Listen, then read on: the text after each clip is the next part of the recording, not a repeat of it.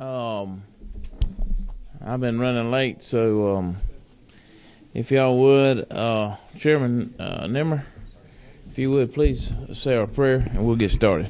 Absolutely. Y'all bow with me. Father, we do thank you for this day. We thank you for the service that you've given us the opportunity to take part in. And, God, we just pray that you be with us during this meeting as we discuss and make decisions on the direction of this great state. We ask these things in your holy name. Amen. Amen. Thank you. All right. Let's take up.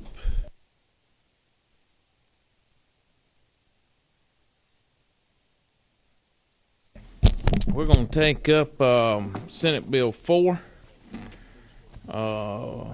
first.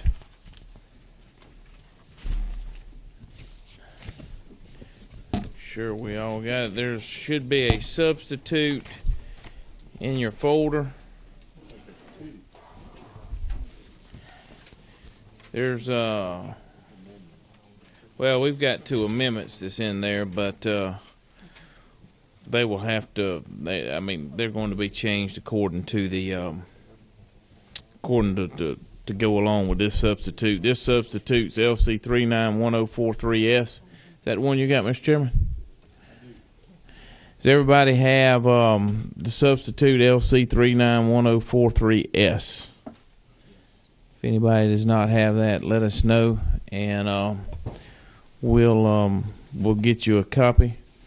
With that, Mr. Chairman, glad to have you over here today, and at this time we'll turn it over to you. Well, thank you.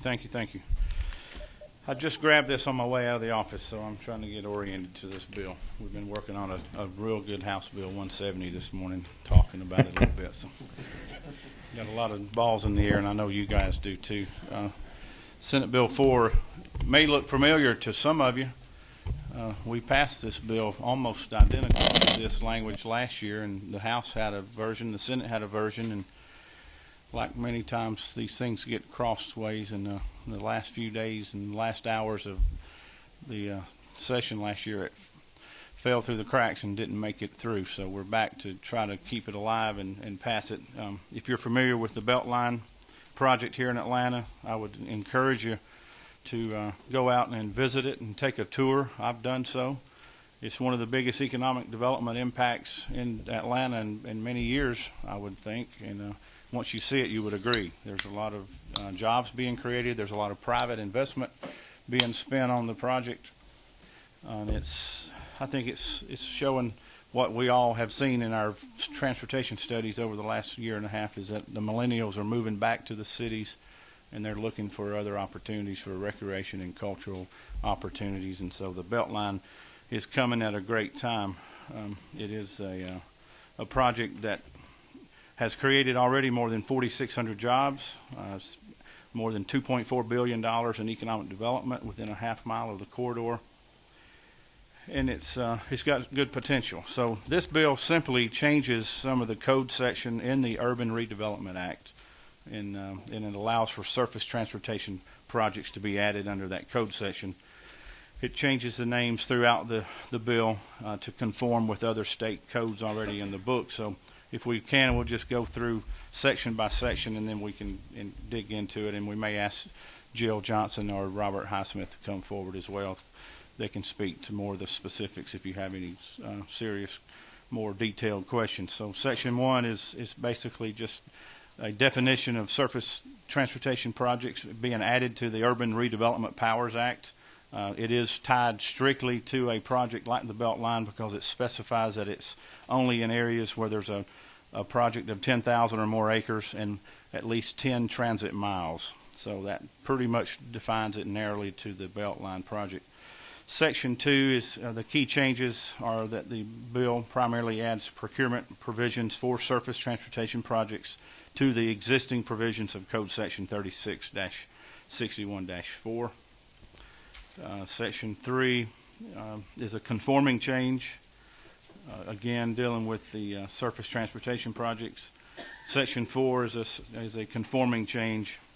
Section 5 deals with the bonding requirements, and it conforms with the state law and mirrors that process. It includes the removal of the public sale requirement for such bonds, given the typical complexity of such requirements of these type projects. Section 6 clarifies that the property of any public body held or acquired for any on an urban redevelopment project is also declared to be public property used for essential public and governmental purposes, and such property shall be exempt from taxes of the municipality, the county, the state, or any political subdivision thereof, in the same manner as property held by a municipality or a county. Again, this is conforming language as well. Section 7 is an amendment in the bill to provide that public bodies may enter into agreements allocating responsibility among each other relating to surface transportation projects. This is a conforming change. Trails, green space, and transit are also expressly added to these types of projects referenced in the code section.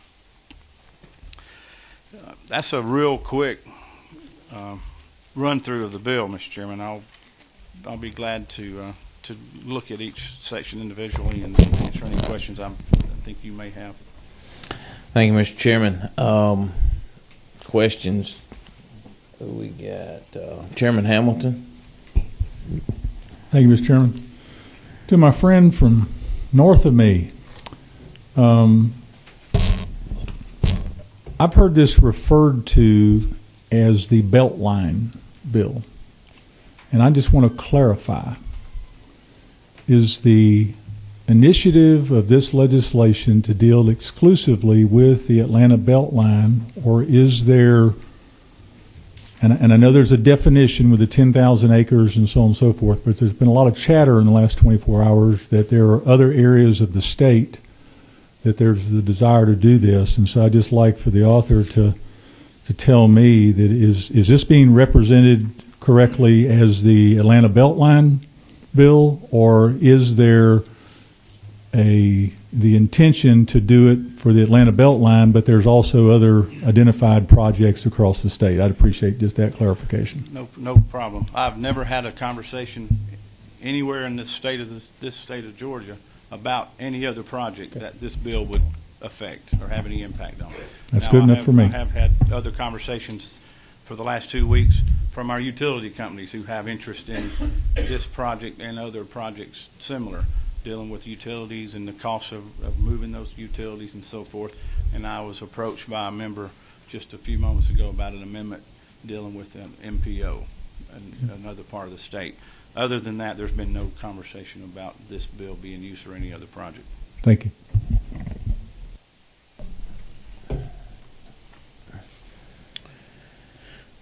Chairman Sessler. Thank you, Mr. Chairman. Chairman Gooch, my question was going to be very similar to Chairman Hamilton's. Are you friendly to an effort to have this apply to the Beltline? Perhaps the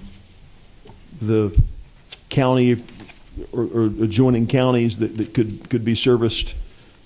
I mean, you could say hypothetically the MARTA service area, but not applying statewide. I mean, because as I read these powers, you're giving powers to the controlling local government, and it all makes sense. And I'm very supportive of the Beltline effort. I think the whole discussion's been around that, and I think this committee's very friendly to that. Would you be open to a belt and suspenders effort, perhaps, to ensure that's the case? Yeah, if you read through the Redevelopment Act and the powers that were given there, I think you'll see that it already allowed for a lot of things to be done. This bill expands that to surface transportation projects, and that's well defined. Now, if we can use this code section or this law anywhere in the state of Georgia to improve the quality of life of our citizens or any community, then I'm all for that too. But what I don't want to do is start putting a lot of amendments onto a bill that's going to create problems and cause this bill not to pass again this session. So last year we fumbled the ball, and no one particular person's to blame for that. But sovereign immunity was added on there to try to include cities and so forth. We don't want to start doing that again. These people have a job to do. they're on a mission to get some good things done in Atlanta. Doesn't impact my district whatsoever, so I'm happy to help anybody anywhere. So Sure. if this committee thinks it's necessary to amend this bill for the good of the state, then let's do it. Okay, I appreciate that. Any other questions? All right. Anybody wishing to speak on behalf of the main body of the bill as it currently exists today? Neil Harry. All right. Mr. Chairman, can I look at the substitute real quickly? I may have nothing to say. That'll be a first. Hey.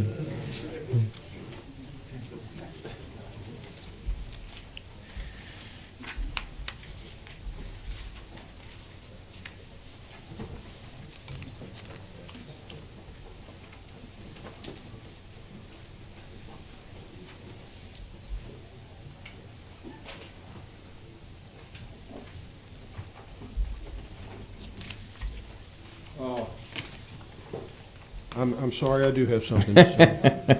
All right, go ahead. It's in this bill, by the way, this is, I think, excellent legislation. It's extremely well written, protecting the public interest. There's just one minor composition error that I found in the Senate version, and I think it's repeated in y'all's substitute. I'm not sure, but if I'm mistaken about that, I'll be happy to stand down on the issue. But in Section 2 of the bill, we got paragraph A and then B, C. So paragraph large C, subparagraph.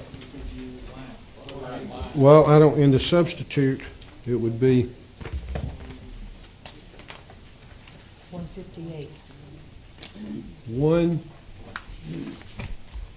178 through 181. It says that the respondent, it shall be deemed an active procurement until the execution of the final definitive agreement with the selected respondent or respondents. That means that they're not going to talk about, there's no big public exposure of the details of during the negotiations, which is fine. The implication is that we'll learn about the details once the deal's made, then the public will know. The problem comes down in paragraph 4, the IV,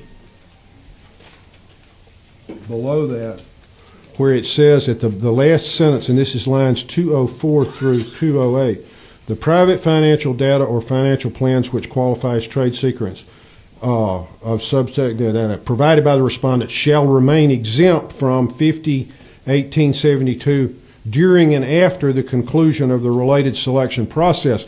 I think that means that they don't have to reveal that information to the public after they've been selected.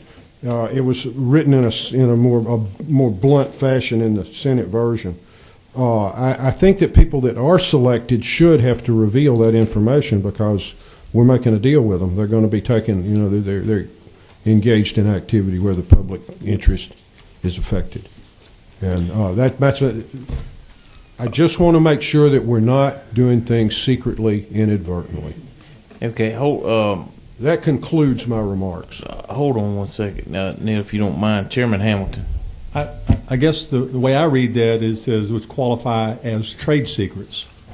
And so that's really the part that we're talking about. It's not that the private financial data or financial plans as a whole, it's those things which qualify as trade secrets, and I think that's the purpose of that exclusion. Well, I don't understand the trade secrets exclusion, and that was not in the Senate version. But the private financial data, I think if you read the sentence, you've got the subject, the private shall remain exempt from open records. But it says which qualify as trade secrets. To me, that means that it's not the private financial data or the financial plans. It's the private financial data or financial plans which qualify as trade secrets. Okay, I see what you're saying. All right, I don't have an objection any longer. Thank you. All right. Thank you, Is Neil. that a motion, Mr. Harris? All right. Any other? Hold on. Is that Chairman Reiner? Is that you? Chairman Reiner. Thank you, Mr. Chairman.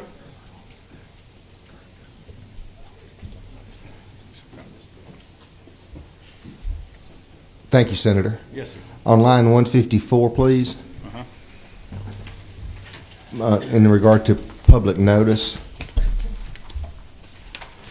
posting a legal notice on the websites of the sponsoring local government.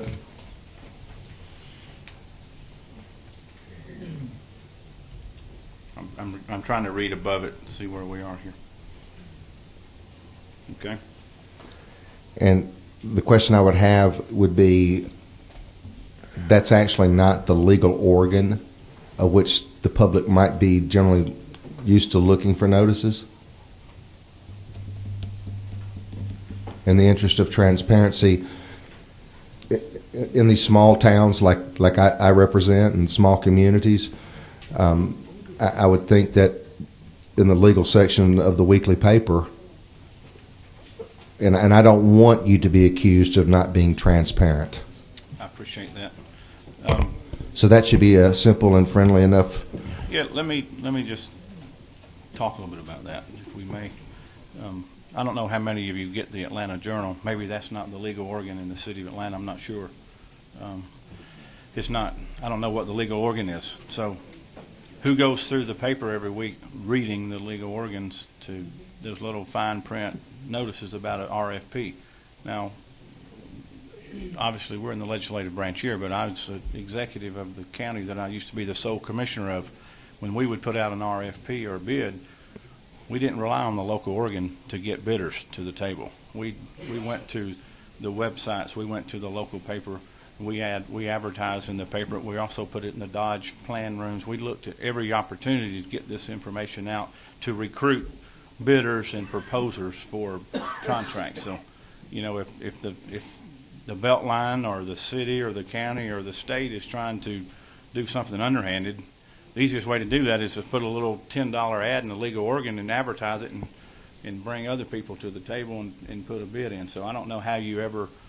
And you're probably right. I'm sure there's a lot of people don't read the legal organs of the AJC. Right. But my point is that as we continue to move into the technology age, we're going to rely more and more on digital and less on print. Most of us read our newspapers now on our iPads or our smartphones. So you help me. I mean, I'm not... I just don't see. I haven't heard a compelling downside. Yeah. I mean, I'm not suggesting one over the other. Okay. I'm suggesting both as we do transition into that. It's not a big issue, but sure. At the end of the day, we're all about transparency, and I don't disagree with you as it relates to the Atlanta Journal-Constitution. But I can promise you, in the Sylvester Local News, when we get that, you've seen it. When you get that invitation to bid. Got you. No problem. Thank you. Any other questions of Chairman Gooch at this moment? I see former Representative Chuck Harper standing back there in the back. We're glad you could come and join us today. He decided to grace us with his presence and his knowledge. All right. With that, anybody else wish to testify on the main part of the bill? All right. I have asked Representative Hightower to come today. I will be offering an amendment for him that's in your folder, AM 390113ER.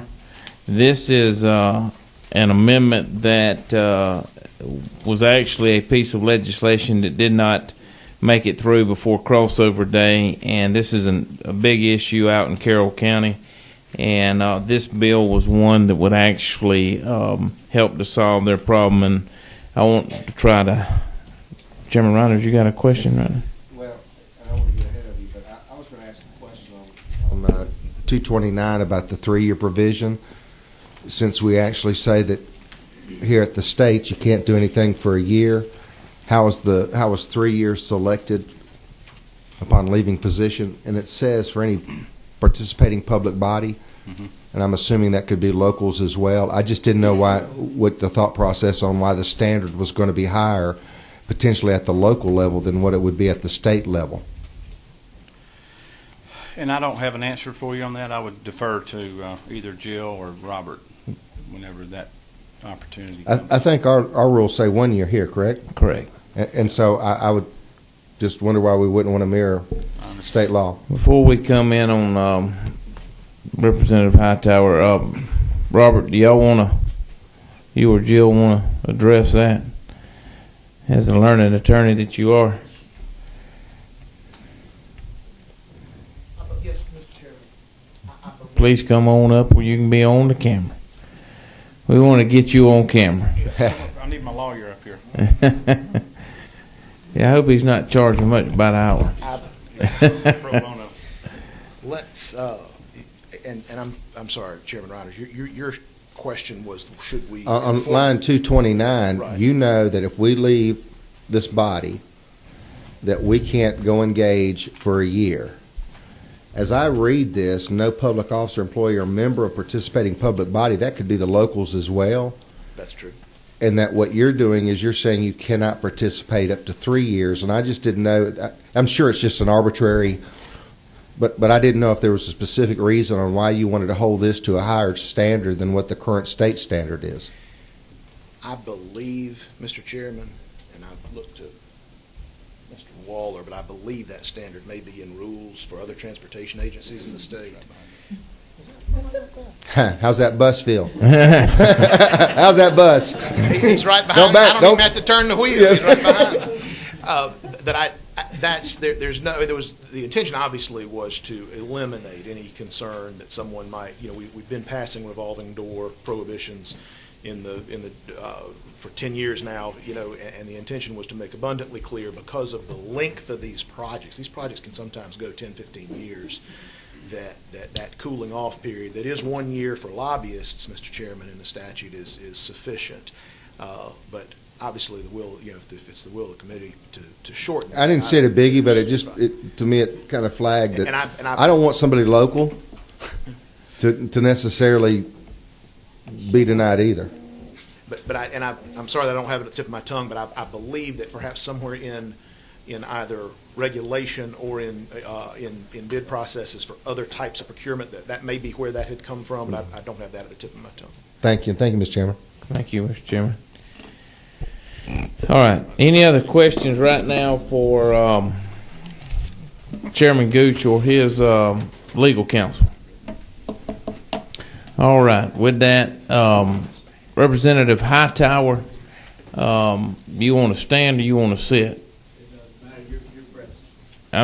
We're at your will. You make your call. You might make Senator Gooch look a little better if you sit next to him. He'll look a little younger anyway. We need all that. Again, we're talking about the amendment that everybody should have in their folder under AM 39100, 10113ER. All right. Thank you, Mr. Chairman. Thank you for allowing me to come and present today. And if we have any specific questions, I do have county chairman and other members here that can answer specific questions that really know this topic through and through. But what this piece of legislation essentially does, it allows local counties to form their own MPO, which is their Metropolitan Planning Organization. Sorry, I had to get back square one. And it allows them to form their own and not be forced into another MPO that they don't want to possibly be involved in. It really just gives local power back to the local counties to make decisions for themselves. And give you a little background on this. This actually came to light to us this past summer. Myself, along with Senator Dugan, Representative Cook, our local county chairman, 3 different mayors, Congressman Lynn Westmoreland came up. We all met with the governor and showed him this issue and this problem of how people can get pulled into MPOs that they don't have anything in common with. Right now, the way that the law is worded, MPOs that are counties such as Carroll County, who's very far removed from the Atlanta area, based on how the Census Bureau is defining how they can jump and hop and skip, and they actually use those terms in their code to go out and grab other counties and drag them into MPOs they have nothing in common with. We were trying to figure out a way, how can we prevent this from happening, because they were trying to bring our county into MPO that we had nothing in common with. And they were actually, at the time, using, I think, a hop and a skip, if I'm not, and these are their terms in their rules. They were using a dirt road that had no utility on it, no power on it, to say that that was a metropolitan area or populated area to get out to our county, and that's how they were getting to us, and it was crazy. And so we met with the governor at that time, and he seemed to see the issue and was on board with us trying to come up with a way to fix this problem. Shortly after that, large group of us, I was not able to make this trip, but a large group of the same members flew to Washington to meet with Lynn Westmoreland there at his office. We got to meet those in charge of the Census Bureau to get to the bottom of how they were using their language to procure and grab these local MPOs into MPOs that have nothing to do with other areas. And at that point in time, we were led to believe that they understood our issue, understood that they were misusing their terms, they were misusing their power to drag these local MPOs into MPOs that they had nothing else in common with. And we thought that we were safe there for a little bit. And they led us to believe that we were going to be safe. But it ended up working out that the federal guys didn't keep true to what they said. And not Win Westmoreland. He was on our side. He's been calling regularly to check on this. When I say the federal side, I mean the Census Bureau didn't really keep to what they said they were going to do. And so now this legislation is needed simply to give that power back to the local counties to be able to make their own destiny and be able to form their own MPO if they wish. If they don't want to make their own MPO or form their own MPO, then they can be brought into an MPO because they eventually will have to be in one. But this just allows them an option to control their own destiny. And that's what this bill does. And Mr. Chairman, if y'all have any specific questions, I would ask please let Ben Skipper come up and address any specific questions about MPOs. He has a lot of knowledge about it. He can explain that our MPO, a lot of people say it's a federal MPO. It's not. It's a state MPO that Georgia legislator made in 1980, I believe. But any direct question, Mr. Chairman, he is a breadth of knowledge on this and should be able to field just about any question you guys have. Mr. Ben, would you like to address the committee? You feel free to do so. And Mr. Chairman, it is germane to the bill. This bill does touch on the same title and chapter that this involves. We went great length to try to find an appropriate bill for this, so it is germane. It would stand constitutional muster on this as well. Absolutely. At this time, I would just echo what Representative Hightower said, and any questions, we'd be glad to answer them. Does any member of this committee have any questions concerning this amendment? And as I said, I will be offering the amendment on behalf of Representative Hightower and Representative Cook as well to this piece of legislation. Do y'all have any questions? That was pretty simple. You must have done a pretty good job, Representative Hightower. Thank you. You've done a better job than the former Representative Harper would have done, I'm sure. Well, I will tell you, Representative Harper has also been helping us with this as well, so he deserves a lot of credit as well. This has really been a team effort on our locals. Our locals even flew to Washington trying to fix this. This is a huge issue, but it's a huge issue not just for our county. This will help a lot of counties throughout the state that will one day find themselves dealing with what we're dealing with. Because if we fall, they're going to go out and get the counties past us and around us. So we're on the front lines trying to fight the fight for everybody else on this one, to be honest with you. Yeah, former Representative Harper wore me out one day on the way home. So he has been on top of it as too. But we do appreciate y'all and appreciate what you're doing, and we thank you for coming up today as well. We appreciate y'all's leadership on it. Thank you, Mr. Thank Chairman. you, Representative Hightower.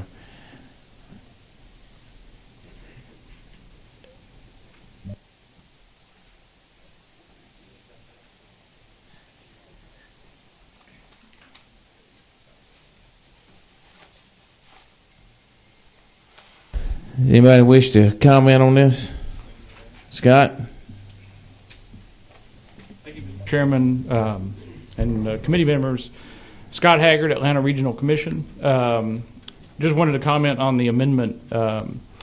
Appreciate Representative Hightower's concerns and the concerns of the Carroll County delegation. I just wanted to offer our perspective from the Atlanta Regional Commission. We do house the MPO for the Atlanta region, which is in the form of our Transportation Air Quality Committee. The federal process that forms the MPO region is based on a Census Bureau formula. We've worked with Carroll County about their concerns, but because it's a federal process that basically is defined by the Census Bureau, that basically forms the area of the MPO, we don't really have a say in that. And so, the fact it wouldn't be compatible to have a metropolitan planning organization be coterminous with a regional commission under state law. Our interpretation is that this really would essentially be a violation of federal law to do this. So we have some concerns that I think we'd like to have some further conversations with folks about before this amendment were to proceed. Well, I think, in all honesty, the amendment's going to probably proceed today, Scott, because if not, I mean, we're getting close, and it's going to have to go back over to the Senate, and I'm sure they will be glad to have some discussion with Certainly. you at that time on it. Anybody have any questions toward Scott at this time? We thank you, and we appreciate you coming forward, Scott. Thank you. All right, now we are back to... let's go back to the bill, SB 4.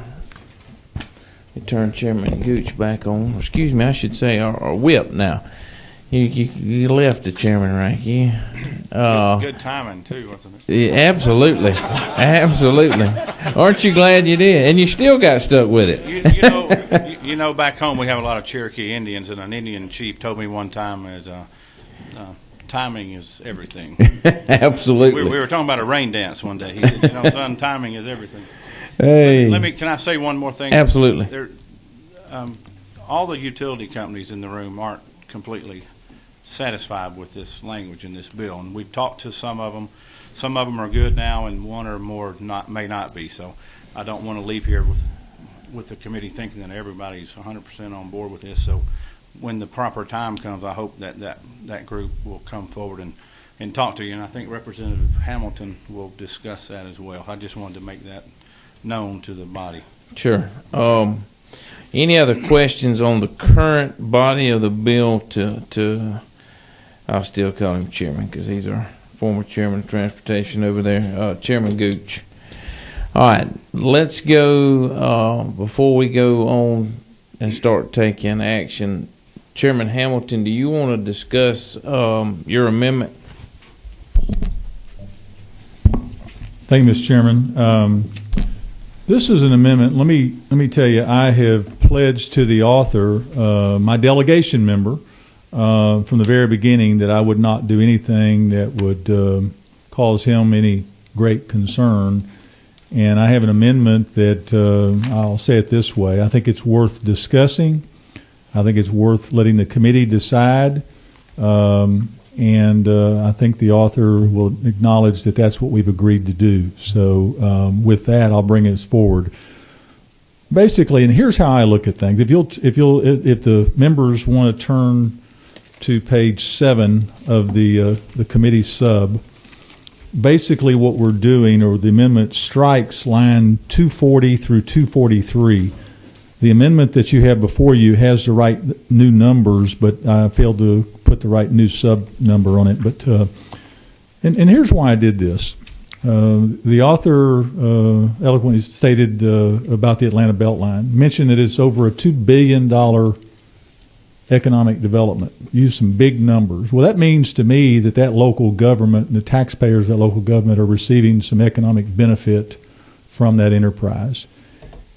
Now, in my opinion, because of that, and they request utilities to be relocated, then it's my feeling that they should be responsible for the relocation of those utilities. The utility companies are not the one that are asking to do it. It's the government that's saying we'd like you to relocate those utility lines because of this process, and they're receiving benefit from doing that. And if we don't do this, my concern is then what happens is the rest of us around the state pay for it through rate adjustments.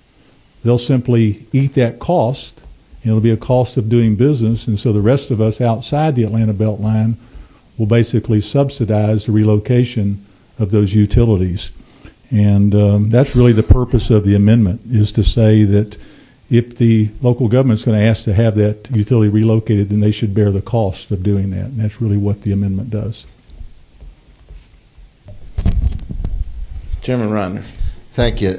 To my sweet mate and friend, Chairman Hamilton, I'd like to be able to talk about this a little bit because I actually see some issues on both sides. I can tell you that there's been times in the past that we have, as local small town governments, asked some utility to help us with a certain project, and they've always been gracious enough to do that.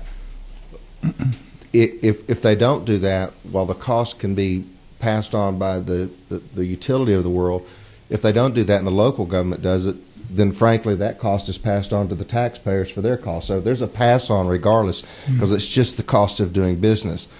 And I guess the bottom line is I don't want this to impede on a local government's ability to be able to ask on something semi-small that they've been doing for decades to get assistance with from well-meaning, good corporate citizens to help.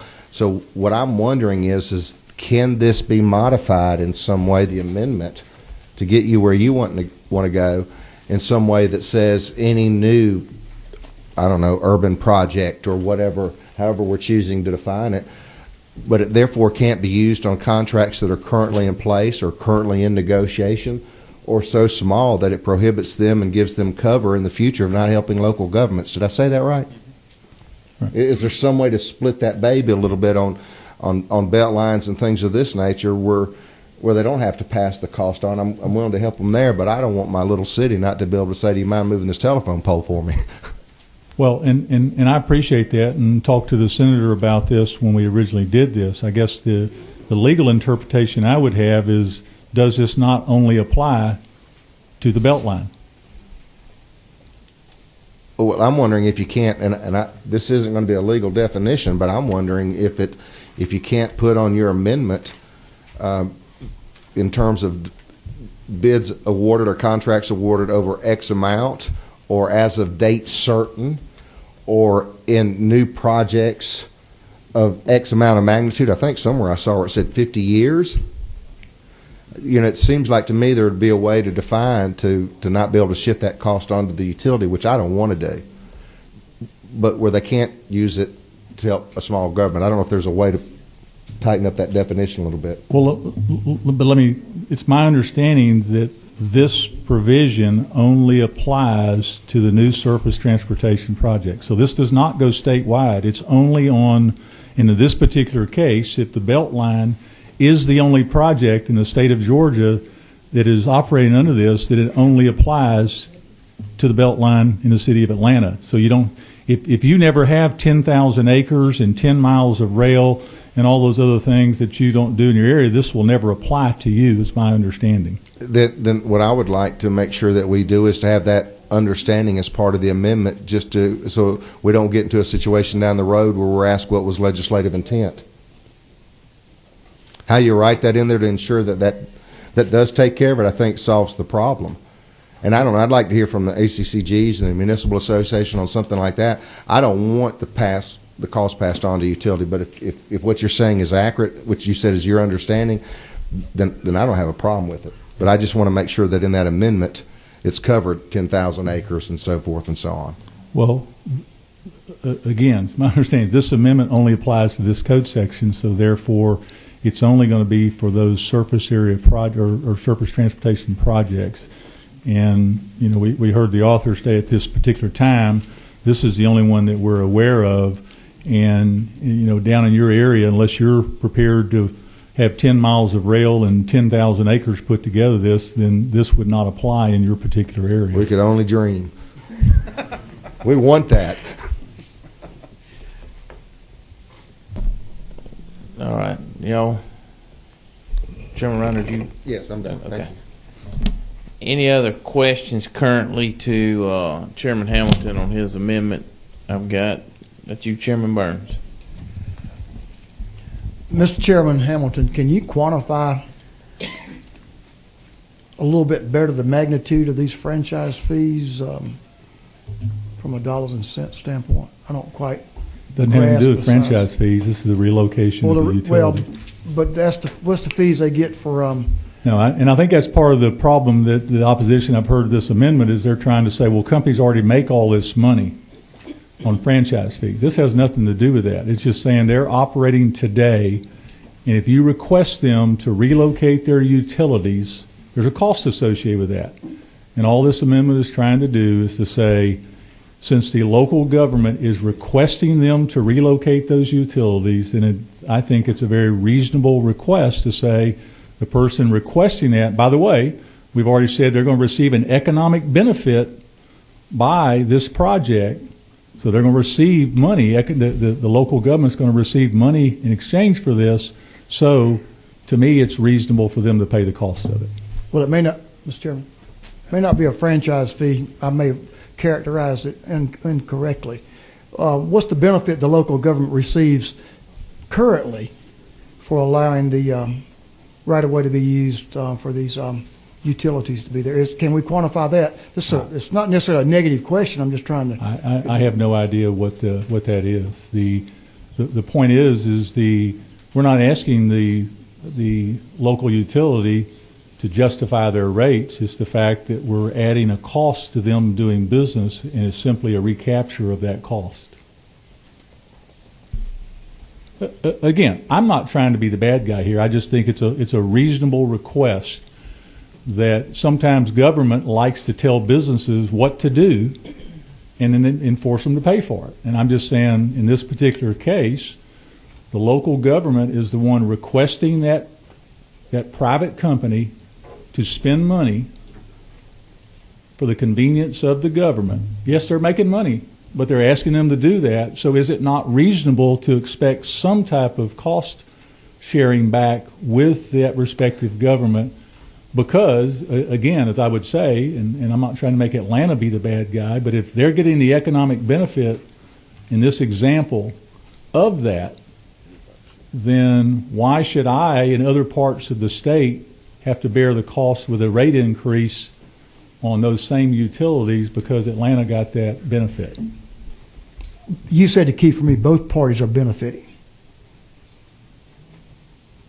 The government and the private enterprise both benefit, currently and in the future. Is that what you're saying? I'm not sure I understand the question. Sorry. You're saying that when the ability to locate these utilities in the right of way in the future, both entities will benefit from that. The local municipality. Well, I'm not sure the utility benefits any more than it already was, because they're going to assume they receive the same revenue in, but you're asking them to put together a financial expenditure to relocate that. Understood. And again, I'm not trying to make a big debate about it. I think it's just worth a public discussion that sometimes we in government impose our will on private industry. And to me, this is one of those examples where we're saying, okay, we're going to tell you business to relocate your lines. And I'm simply saying, is it not reasonable to think that there might be some type of coverage of expenses in order to do that? That's all I'm saying. Well, I think you have stirred up the debate that you wanted, Chairman Hamilton. All right, let's That's see. nothing new, is it, Mr. Chairman? No.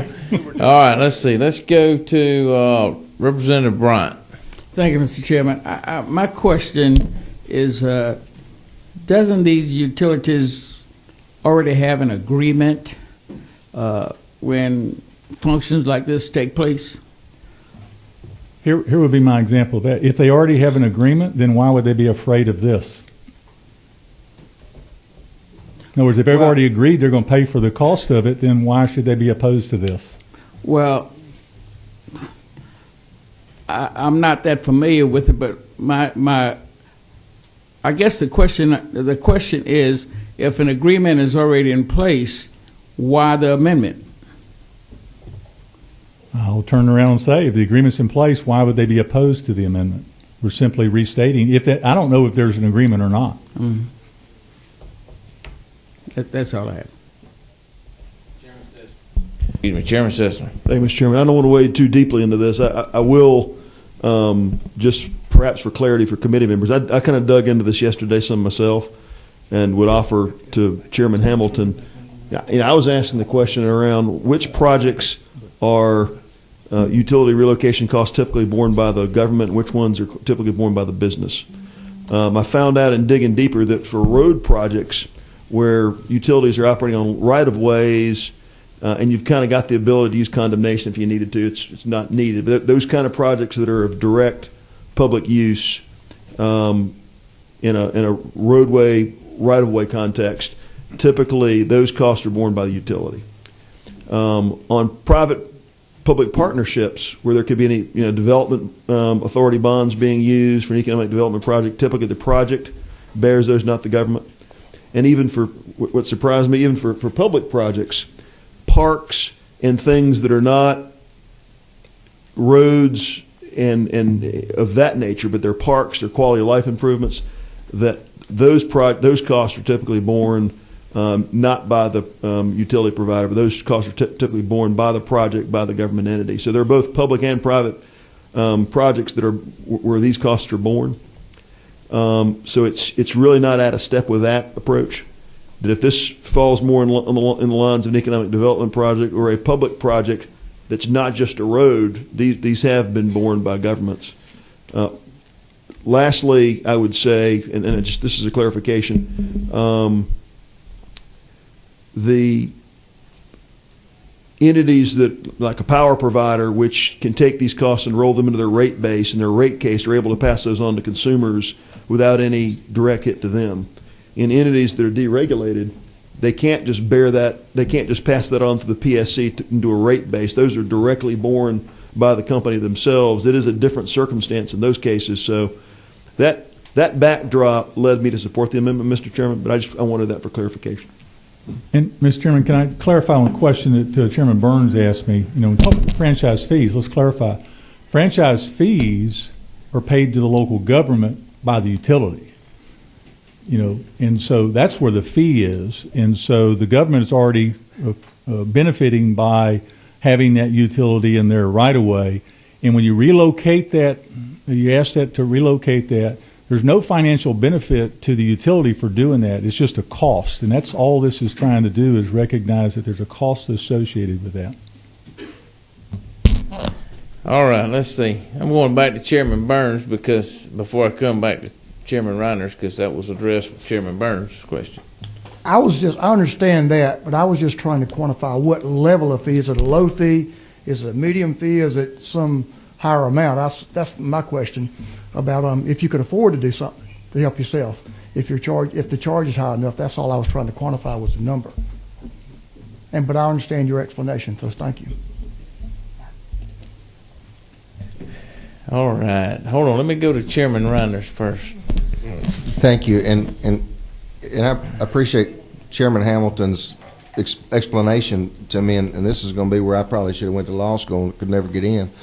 But I just want to ask, because I don't know how that works, but if you actually look at Section 1, it relates to Code Section 36-61-2, but your amendment, if you're using the 10,000 acre rule that you said this is who it'll only apply to, which is online in that paragraph 21, which should be under Code Section 1, but the amendment actually refers to a different code section, 32-1-3.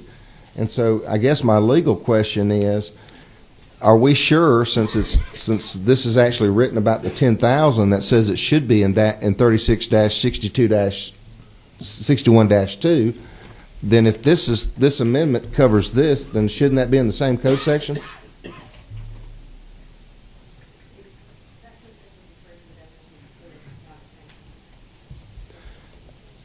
I didn't hear that.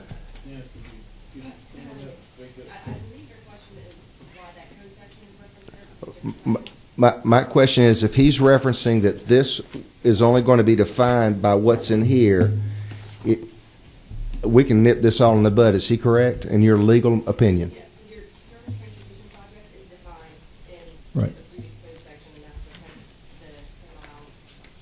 the When I saw the two different code sections, he said it was his understanding. What I want is a legal understanding that says he's right. God, I wish you wouldn't have put that caveat out there. It's a service transportation project. Thank you. I got it. So we clear it only applies to the Beltline? Well, we're clear that it only applies to 10,000 acres. Hold on, unicorns, glitter, and some other things. Hey, I figured you'd clarify that. All right, wait a minute. I'm going to go to my vice chairwoman, Ms. Clark. Thank you, Mr. Chairman. This is so intertwined with the Setzler Amendment. And the Setzler Amendment qualifies it so that it does apply only to the areas who have MARTA. My question is, does this apply to areas who may have a referendum in the future and have MARTA? Or does this apply to those counties who have MARTA at this time? The reason I'm asking this is I am not for or against. I think it ought to be a referendum of the people. But I would think that this would dissuade a county from further rapid transportation if they have to pay for this. So my question is this on the counties that already have MARTA, or does this apply to any county in the future that may? Hold on one second, Madam Vice Chair, if you don't mind. Let's kind of get these other questions on this, and then let's go to the Setzler Amendment. My only reason for asking was they're so intertwined. Right, and I appreciate that. I'm going to let you come back to that, but I don't want the other members to get confused that we're still on Chairman Hamilton's amendment. Oh, I love this debate. This is great. All right, Chairman Roberts, can I ask? You sure can. A statement? Before we get down too far down this path, you're starting to see what I have been experiencing for the last couple of weeks on this topic, and I hope we can find a solution to it, because I really like to get everybody on board, and so far we haven't been able to do that. You get one group happy and the other group's not good with it, and so if you look at this map of the Beltline, it's a 10,000 acre project, but it's not a square 10,000 acres. It's a corridor. And so when you have a project like this, it crosses roads, it crosses rivers, even crosses an interstate. So I think this is going to be a very complicated discussion point. I don't know the answer to it, but hopefully we can get to a place where we can all agree. I don't know if we will or not. So I just wanted to bring that up. But I do want to encourage you to protect cities and counties, and as you know, the state DOT typically does not allow utilities on their right-of-way unless they sign an agreement that they will pay for the relocation cost if the time comes where they need to be moved. So we don't want to breach that cost and have to bear that cost by the taxpayers at the DOT. So I'm not leaning one way or the other here. I'd love to see us find a solution to it, but I just want to keep you focused on that as well. And I think you're going to hear from all these people that are behind me today. You're going to hear pros and cons to it. I don't know if we can get to the point where we need to be, but if we can, that'd be great. Thank you. Thank you. All right, let me ask. I got an 11 over there.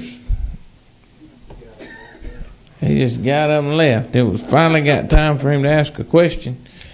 Representative Ballinger, would you like to fill in for him over there on that? Did he discuss with you what he was wanting to talk about? I think he discussed with Ed. Yeah. Being a sweet babe and also sitting beside me. He did not discuss those. All right. Are you Chairman Sisler? You're not wanting on this. This is your amendment, correct? Okay. Let's hold off on that. I'm going to, because this amendment is controversial somewhat. I'm going to allow a little bit of testimony today on this. Usually I don't do this, but I'm going to allow it because I think there's some explanation out there that needs to be had. So does anyone wish to speak on the amendment? Kevin? Thank you, Mr. Chairman. Thank you, Chairman Roberts and members of the committee. I hope I can add some information to this debate. You may be wondering why AT&T's testifying in front of the Transportation Committee. I've never, in 21 years, testified in front of this committee, so... We're glad to have you. Well, thank you. I appreciate that. There's a lot of people testifying in front of this committee this year that's never been here before. I wonder why. You've been really nothing to do this year, I'm sure. Just to answer a few of the questions that were asked earlier, these projects are new types of projects which are being created under the law of the surface transportation projects.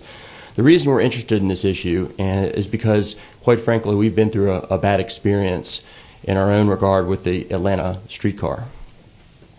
The Atlanta streetcar, you may have seen some press on this recently. Atlanta streetcar, the first segment of the streetcar was built, and they asked all the utilities to get out of the way for the streetcar, which we did, and now we're left with about a $5.8 million bill, which we cannot get paid. So we've had to file a lawsuit in court, which we truly do not like to do, suing cities. That's the last resort. But our concern with this bill, quite frankly, is if surface transportation is expanded to this extent, we want to make sure it's clear right up front that utilities get paid back for their projects. And why do we think that's the right policy? The reason we think it's the right policy, quite frankly, is because, I think it was mentioned earlier, the only thing we have to get out of the way today for and pay for it ourselves are roads. And this bill is not about roads. This bill is about the Beltline. So it is not about roads. Roads we clearly have to pay to get out of the way. This bill is about other things, this new surface transportation project which is being added into the code. So today, for things like economic development projects, for beautification, for burying lines sometimes in downtown areas, for MARTA, right now, if MARTA expands, we get paid to move out of the way. So I think that's the best analogy in this situation is the MARTA Act since 1965 has required facilities relocation payment by utilities. So the General Assembly spoke on this years ago and it has never been changed. Also, for any kind of private project, we clearly get paid. So, and I will mention that the two new stadiums that are coming up in our metro area, Atlanta Braves and the Atlanta Falcons, we're getting paid to move our stuff out of their way. So if it's an economic development project, which I think Senator Gooch stated very clearly up front that this is, then there should be clear reimbursement from a utility perspective. And why do we care? Well, quite frankly, we did $6 million for the first segment of the the streetcar. If the streetcar were to use this sort of legislation to expand underneath the guises of surface transportation, we could easily foresee a circumstance where we'd be out of pocket over $100 million if they finished all the phases of the streetcar, which they have currently planned in Atlanta. $100 million. So what does that mean? That means we have $100 million of costs, which we will not be able to get reimbursed unless we sue the local government.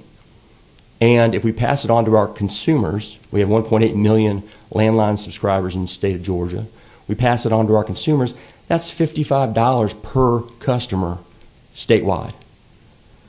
So would a customer in Macon be happy paying $55 to subsidize the Atlanta streetcar? I don't think they would. I mean, I live in Grant Park. I probably am going to have to pay it. But frankly, the folks in this room represent people from all over the state. They shouldn't be required to subsidize a local project which they had no input on. They didn't get to vote for the mayor. They didn't get to vote for the Economic Development Authority. They got no input. They're just getting the bill.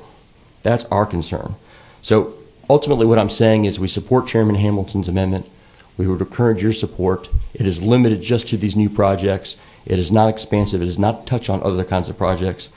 And we clearly think that the cost causer, in this case the local government, should be the cost payer. That's all we're asking. And I'll be glad to answer any questions.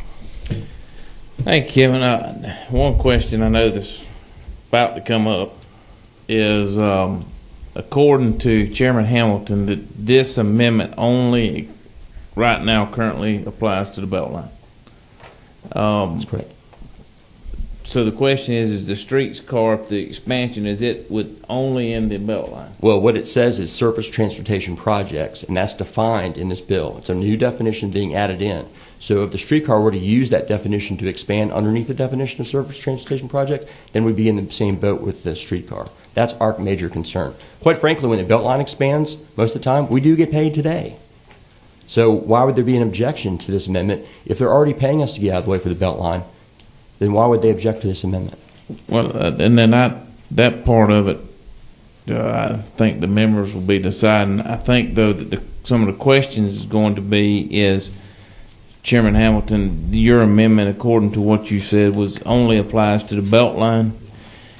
And however, what Kevin is saying is even further expansion outside the belt line, if they use surface transportation, that it wouldn't have to meet the guidelines according to the current belt line. Well, let me clarify. I was referring to the belt line because that is the current surface transportation project that we're dealing with. But as he said, within this area, there could be additional surface transportation projects that they decide to add or expand, and this would apply to those also. I think you needed to make that clarification there. All right. Any other questions for Mr. Kevin? Thank you. Anybody else? Come on up. Good afternoon, Chairman, members of the committee. This is a great honor to be in front of you. Michael Wall, representing Comcast. We know a few things about those wires going into the Braves Stadium. You probably saw that yesterday. We also know something about what it takes to provide the services that you and your constituents get to use in this state, both from the communications providers like AT&T as well as Comcast and others that aren't here today. And that investment is quite expensive for us. It is something that we spend a lot of time figuring out, budgeting a construction cost for, and then deploying it. I've heard from some of you and developers in your neighborhoods when we're finally starting to build some houses again in this state, and we've put some budgeted money aside for those.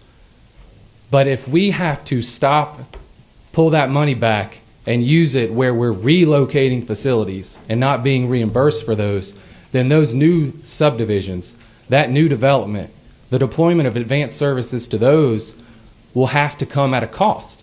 Because as you all know, in business, there's no endless pot of money. And so one thing we would implore you is to think about how this affects the utilities, how it affects the subscribers of our companies and your constituents as you look at this amendment. And for that reason, we do support the amendment that Chairman Hamilton has brought before you. The other thing I'll tell you about the franchise fees are, yes, we do pay our subscribers, pay those franchise fees. For cable, it's 5%. For other utilities, it's across the board. Those are gross receipts tax. And those are not used, for the most part, to impact the right-of-way. In fact, most of the time, they're permit fees, public works fees, and then when we dig up a concrete or a sidewalk, we put it back. We put the sod back. Those are all borne by the company and paid for by the company. The franchise fees are not used for that. They're actually going to the general funds of the local governments, and they are distributed accordingly. With that, I'll yield for any questions if you have any, Mr. Chairman, or the members of the committee. Any questions for Michael? All right, thank you. Tom, you want to speak on this? Come on up. Mr. Chairman, members of the committee, I actually have been here more times than you probably want to see me. Well, I didn't say that. You did. Well, you're kind. My name is Tom Gale, and I'm with the Georgia Municipal Association, and we've got concerns about this amendment. Just was able to take a look at it earlier. The questions that we have, I mean, certainly these are about new projects, new surface transportation projects, and the questions we have are basically, first of all, every transportation project, every surface transportation project arguably is an economic development project. When you build an exit on a state route or an interstate, that can lead to economic development. The same can be said for when you develop a wonderful transportation system like the Beltline in Atlanta. The question was asked earlier, should AT&T basically subsidize these transportation projects? I would flip it on its head and basically say, should Atlanta taxpayers subsidize AT&T profits when a project is being done, knowing that private industries make business decisions to use public rights of way? These businesses make these free market decisions to use those public rights of way because it's either too expensive for them to just buy property and run their utilities, or it's impossible because people don't want to sell their property to utility companies. So they use these public rights of way for their financial benefit, and they do that with the understanding that they may need to relocate those should there be projects in the future that cause their utilities to be relocated. So I think I forget who mentioned it earlier. The Department of Transportation doesn't allow the utilities relocate or to locate in their utilities. We do, but if we have to make a decision, a tough decision in the future to allow utilities to locate in our rights of way or face potentially paying for the full freight when they have to be removed, and in the meantime they're making a profit from selling through their customers, we're going to have a hard time making that decision in the future to partner with the utilities on allowing them to basically rent the public's rights of way. So with that, Mr. Chairman, I'll be glad to try to answer any questions. Representative Waits. I'm not sure who to direct the question to, but I'm curious, is this a cost that you all can share on both sides? Would you consider doing that? Well, the way I would look at it, Representative Waits, is that the city's property, the county's property, they're managed for the taxpayers. It's not like it's the city council's property.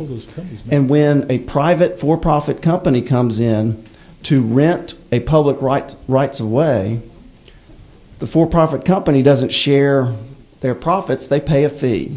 And a fee is established sometimes through an agreement, like a franchise agreement. But there's other many ways to come to that agreement. And so sharing in the cost, they're sharing in the benefit from using the rights of way, and it serves citizens but also helps with other activities in the jurisdiction. And I just don't know how appropriate it would be to basically require the taxpayers to pay for a free market decision by utility to locate in a public right of way. Mr. Chairman, may I ask one more question? It's my understanding that the request is coming from the entity to relocate it. So I guess my question is, if you guys are asking for this to be done, what is the reason that you don't want to eat the cost? Well, like I said, they make a free market decision. They've got a choice. They don't have to use our rights of way, do they? They can buy property. They can basically buy easements. They can buy private property and figure out a way to run their utilities to people and businesses all over the state.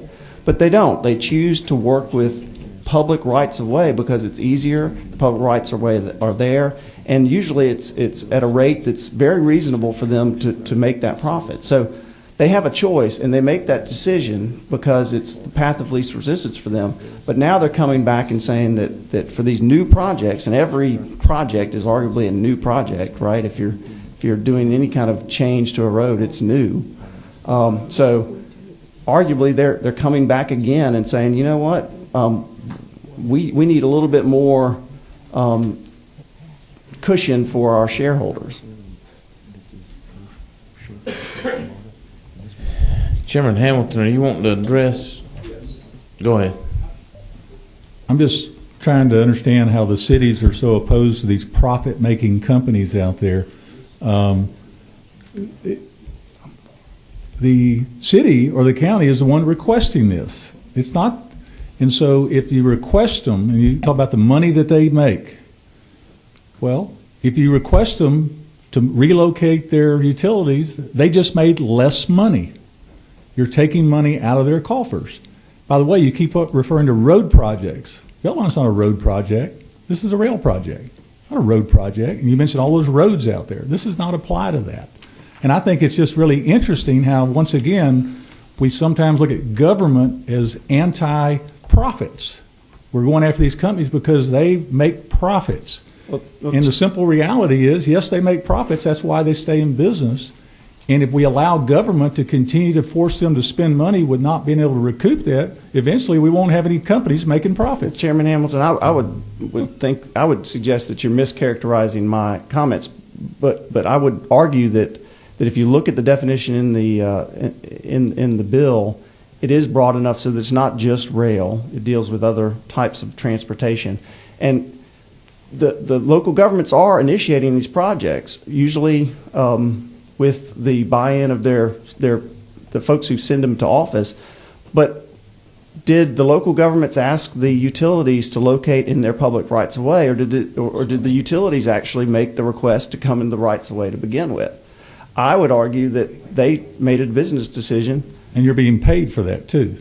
That's correct. But I would argue that they made the decision, the business decision, to not buy private property. I just want to clarify, the cities and the counties are being paid for the use of that right-of-way that you're referring to, correct? It's the public being reimbursed for the use of the public right-of-way. And just like at the state level, where you've got a gratuities clause, right? I mean, you've got to make sure that if the public if something's being used that is public, like a computer or like a rights-of-way, that public benefit should have a recouped cost when it's for a private profit. All right, we're fixing to wrap this up. Chairman Burns.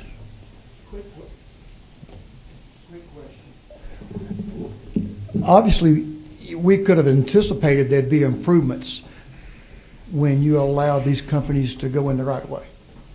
Why didn't you solve the problem then and put in that agreement? They would shoulder the burden of the cost of if they had to move. Well, that's a very good question. There are some agreements in place with various different kinds of utilities.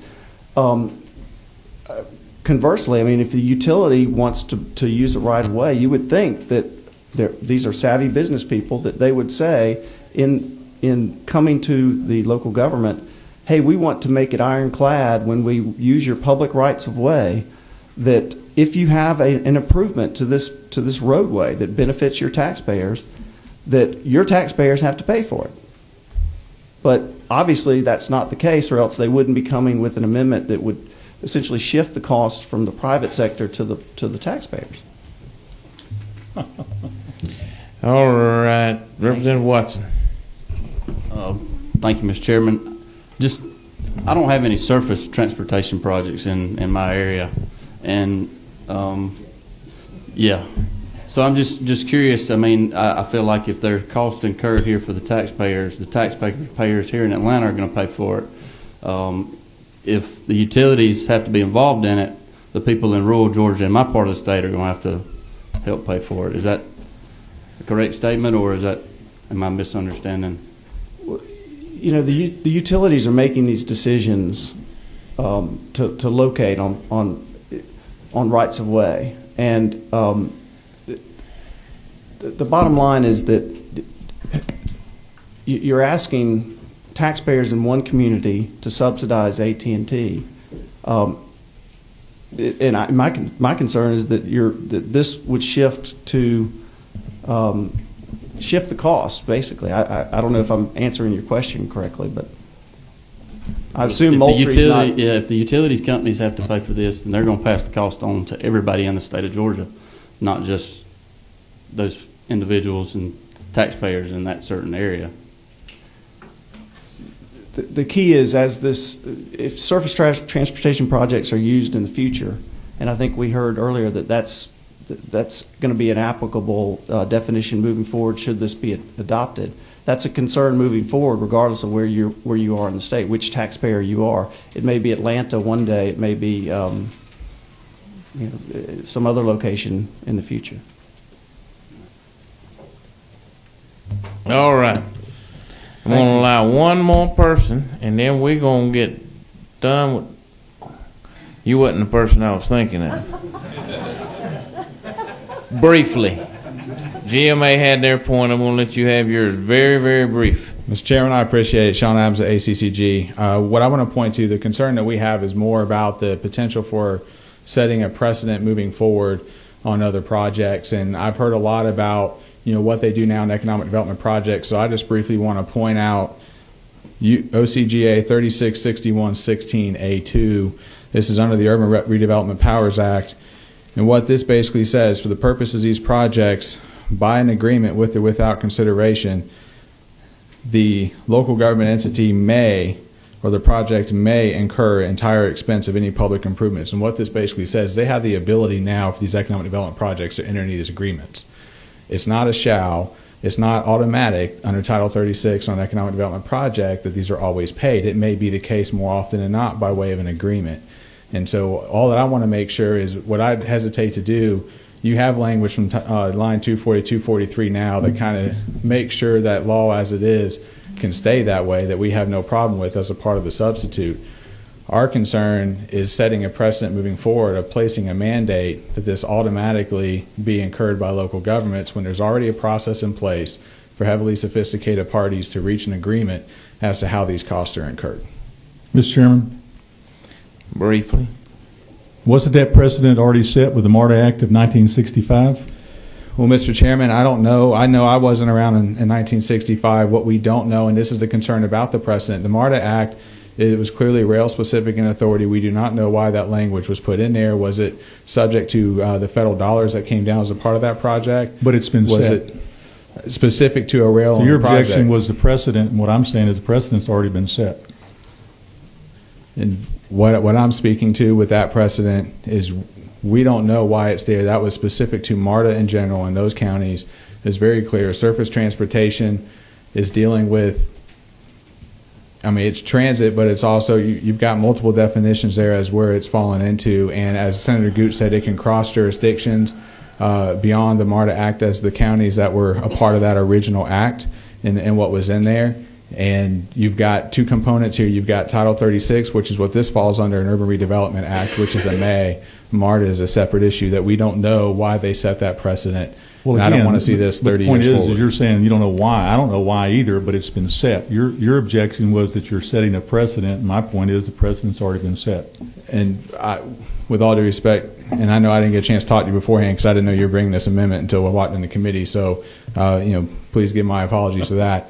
However, MARTA how has about its you own walk case. over there and talk to him real quick while I'll be I listen happy to do it, Mr. one more Chairman. person, and y'all can talk quietly among yourselves. All right, I'm going to allow you, Josh, to wrap this thing up. Let's see if you can bring it home. Yeah, I just actually wanted to get a legal clarification just for our standpoint to make sure, even though this is not Title 32, the fact that it references a definition of surface transportation project, we don't actually have that defined on the 32. We want to make sure, because there are other titles that affect us, that this would not affect us in any way, shape, or form, or a local government to the degree that they're working with us, because we partner with the local governments on state projects where they're responsible for acquiring the right-of-way. So I just want to make sure and see if that's, again, if we can get any type of legal clarification. Otherwise, that would be where our main concern would be. Jenna, you want to help us out on that? Correct.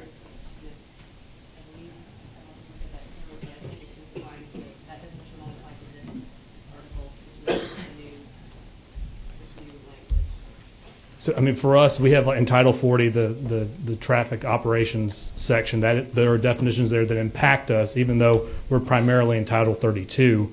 That's why we'd want to make sure, even though it's 36, that it does not somehow have a cross-reference to us, and that we may engage in activity that could fall into that definition. For some reason, I think we're still going to have a few more days to get all this worked out. I just kind of got a feeling that we can get them answered by that time. Thank you, Josh. All right. We're just going to wrap this one up. I didn't realize we were going to be so long on this. No, listen, I've taken up a lot of time in Senate Transportation this year. I can allow y'all to have some time in the House Transportation Committee. With that, all right, Chairman Sessler, you want to talk about your amendment real quick, and then we're going to take up the bill and the amendments, and we're going to move on. Chairman Sessler. Thank you, Mr. Chairman, members of the committee. I've got before you AM 390116.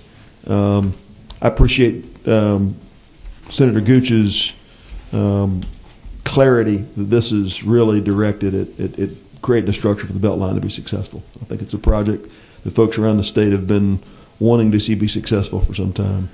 I think to avoid any potential controversy or suggestions to the contrary that it has statewide, potential, this amendment says, in essence, it says it could apply anywhere in Fulton, Clayton, or DeKalb, which are the counties that have adopted MARTA.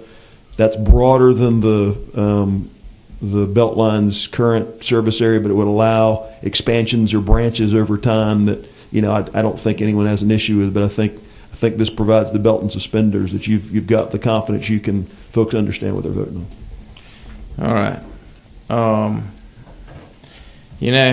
Sometimes even the chair makes a mistake.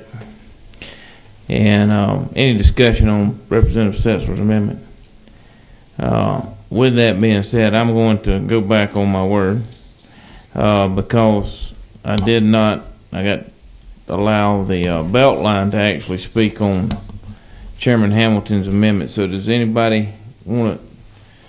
All right, I'm going to give you a few short minutes to have your discussion on it. Well, thank you, Mr. Chairman. Robert Highsmith, representing Atlanta Beltline in the city of Atlanta.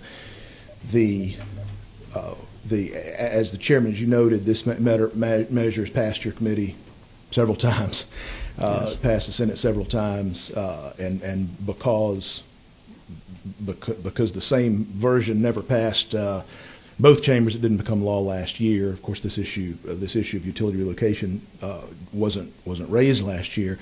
Senator Gooch's substitute at line 240 has a provision that we haven't talked about yet.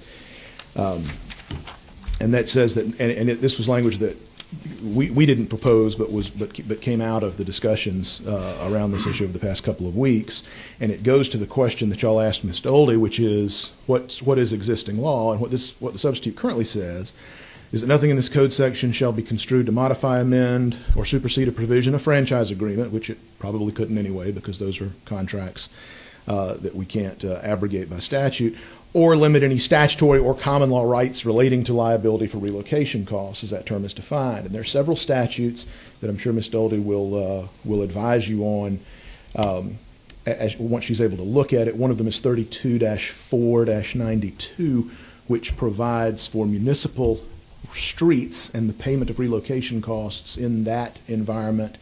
Another is 32-6-171, which applies to GDOT rights of way. And what we have to remember is that what Tom Gale said is true, that GDOT typically doesn't have utilities located on their facilities in the same way that a municipality might. There are a lot of streets in the city of Atlanta that are also state highways. In fact, most of the big ones are. Spring Street is Georgia 19. The Northside Drive is Highway 41, et cetera, et cetera. And that's the impact of those is unknown under Chairman Hamilton's amendment, and that's why when it was initially brought forward, Atlanta Beltline opposed it. Atlanta Beltline does not oppose the Chairman Gooch's substitute in its current form. That simply says we're going to preserve existing law, and if Chairman Hamilton's amendment is passed, it will have effects on existing law that I think we've acknowledged we don't fully appreciate, and that's something, Mr. Chairman, that I just wanted to make sure that the committee was aware of the existing provisions in Senator Gooch's substitute.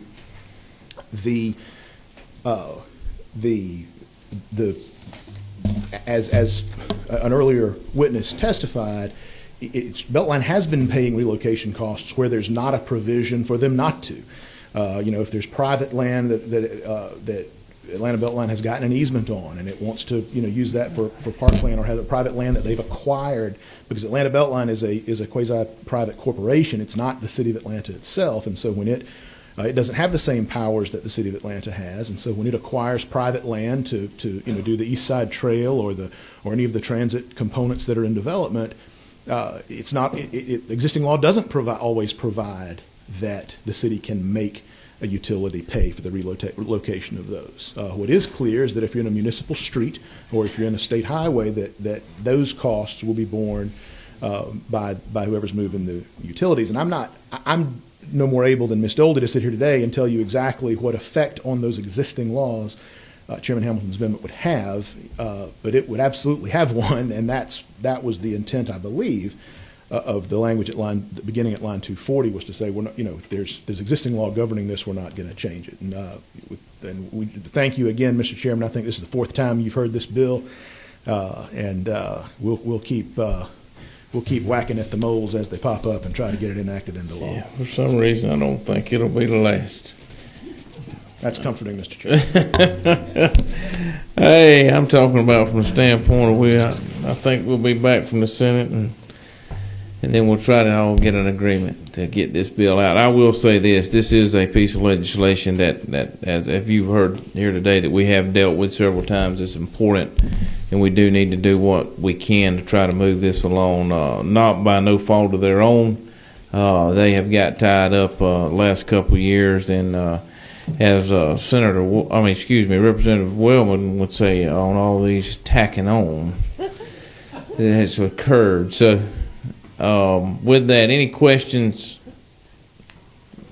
Okay, you're good. Now at this point, all right, we're going to start with the Chairman, would you like to get back in this conversation now? Or you're just kind of like I was the other day. I just sit there and listen. This is beginning to sound like the judiciary meetings I've stepped into in the past. It was kind of like the Senate Transportation Committee the other day when I had my 170 there. That's true.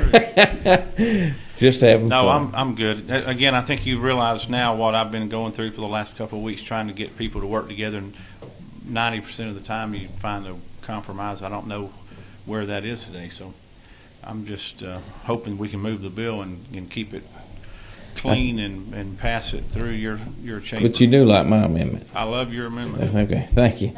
Whatever it is. Chairman Reinders, just at the appropriate time, I'd like to be recognized for amendment or two. Or two. You like the way I did that? I do. I like that. All right. With that being said, all right. This time we'll entertain a motion on the bill.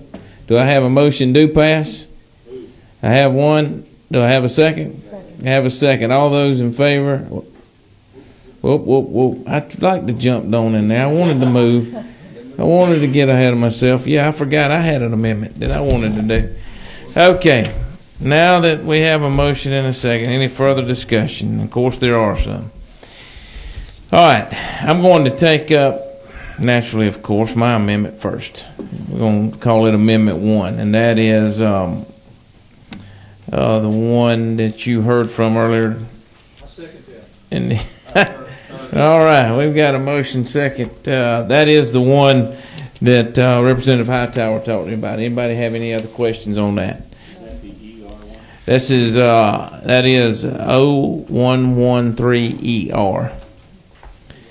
That's going to be the First Amendment. All right, I have a motion. I have a second. Any further discussion on the amendment? Chair hearing none. All those in favor signify by saying aye. Aye. All those opposed, like sign. All right. That one has passed. All right, Abby, you're going to have to keep up. You got to take care of me today. All right. Now, amendment number 2 is going to be the Hamilton Amendment. I have a motion to pass. Do I have a second? All right, I have a motion and a second. Any further discussion on the Hamilton Amendment? You got your button pushed. Yeah, Mr. Chairman, I just want to say I appreciate favorable consideration. I think it's time that we recognize that there's a cost associated with this, and we're just trying to take it to the right person. All right. All right, any further discussion on Amendment 2? We have a motion and a second. All those in favor signify by saying aye. Aye. All those opposed? No. All right. Amendment 2 passes. Amendment 3 is the Setzler Amendment. AM 390116. All right. Do I have a motion? All right. I have a motion. I have a second. Second. Any further discussion? All right. With that being said, all those in favor of the Setzler Amendment signify by saying aye. Aye. All those opposed? Amendment 3 passes. All right. Chairman Reinders, what you got? Thank you, Mr. Chairman. Just a couple small things that I mentioned at the very beginning. Let's go to page 5 and line 154. And following the word website, I would just think it'd be appropriate to add "and local legal organ."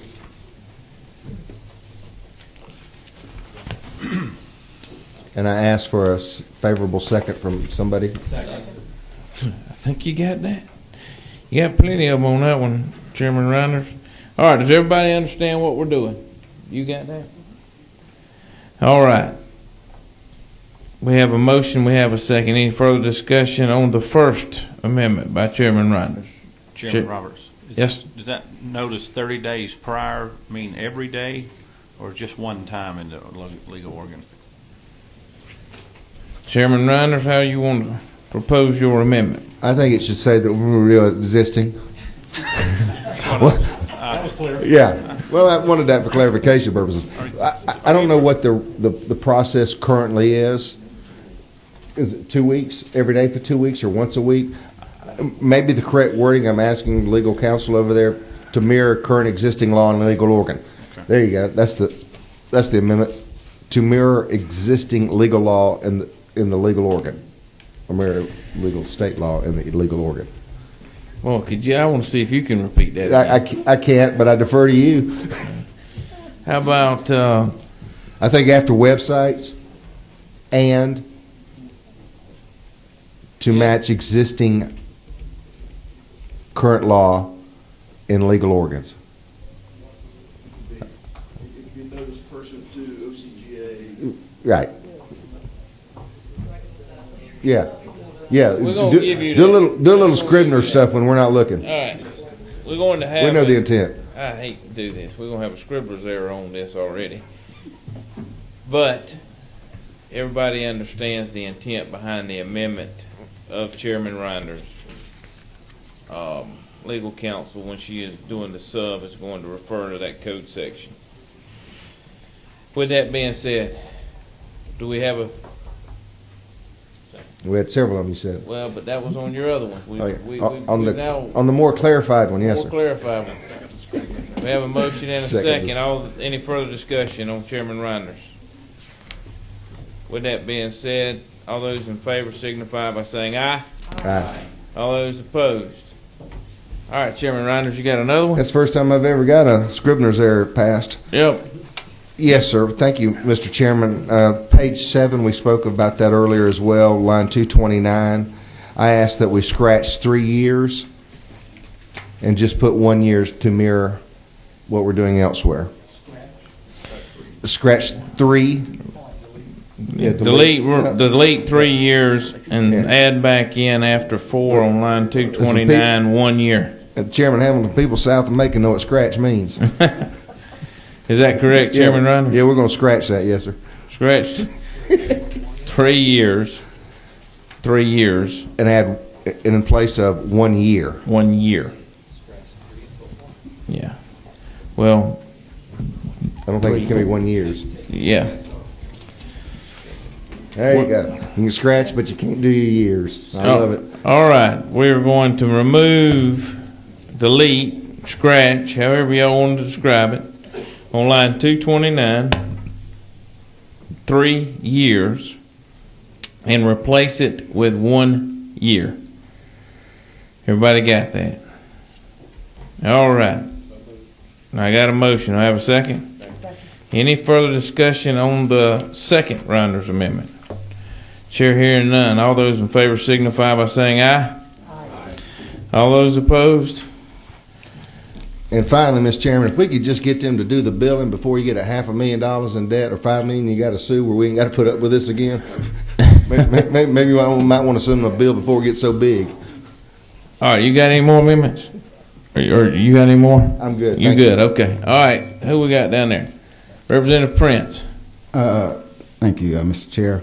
In line section, basically, to look at an amendment, offer an amendment to section 1, line 33. Anticipation of a House bill that's going, maybe changing that word slum to blighted area or blight.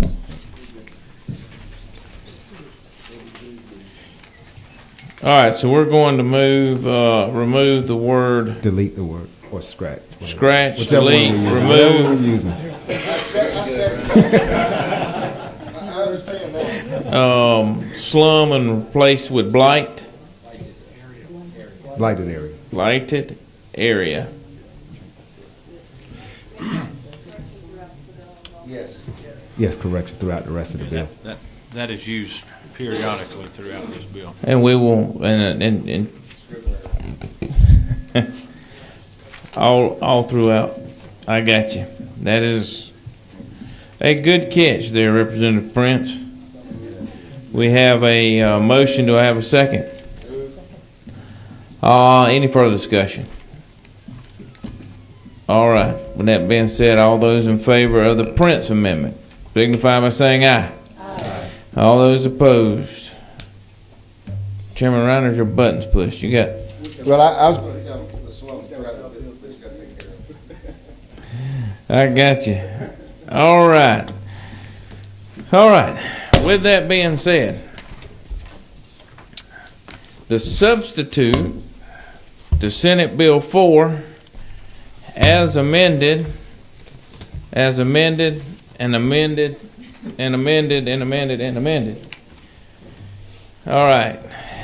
Do I have a do pass? I have a motion, do pass. Do I have a second? All those in favor signify by saying aye. Aye. All those opposed. All right. An hour and 45 minutes later.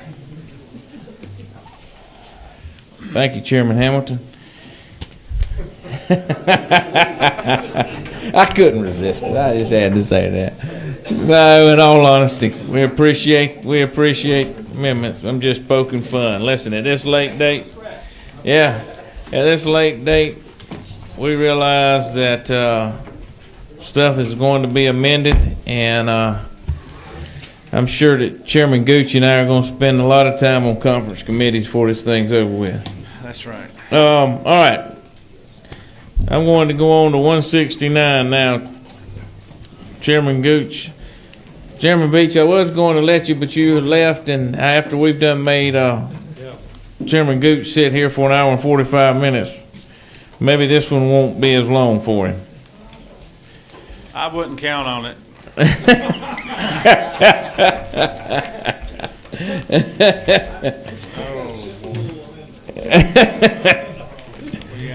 Actually, 169 is, most of you may realize this is a piece of legislation that I passed through this committee already one time. I will let Chairman Gooch explain the difference, and there's only one difference, and then I think there is an amendment that we've got to make as far as the technical change. So this is the GDOT's housekeeping bill. We've already been through this language. If anybody wants to hear him go through it all again, you've heard this before. Please don't hit your button.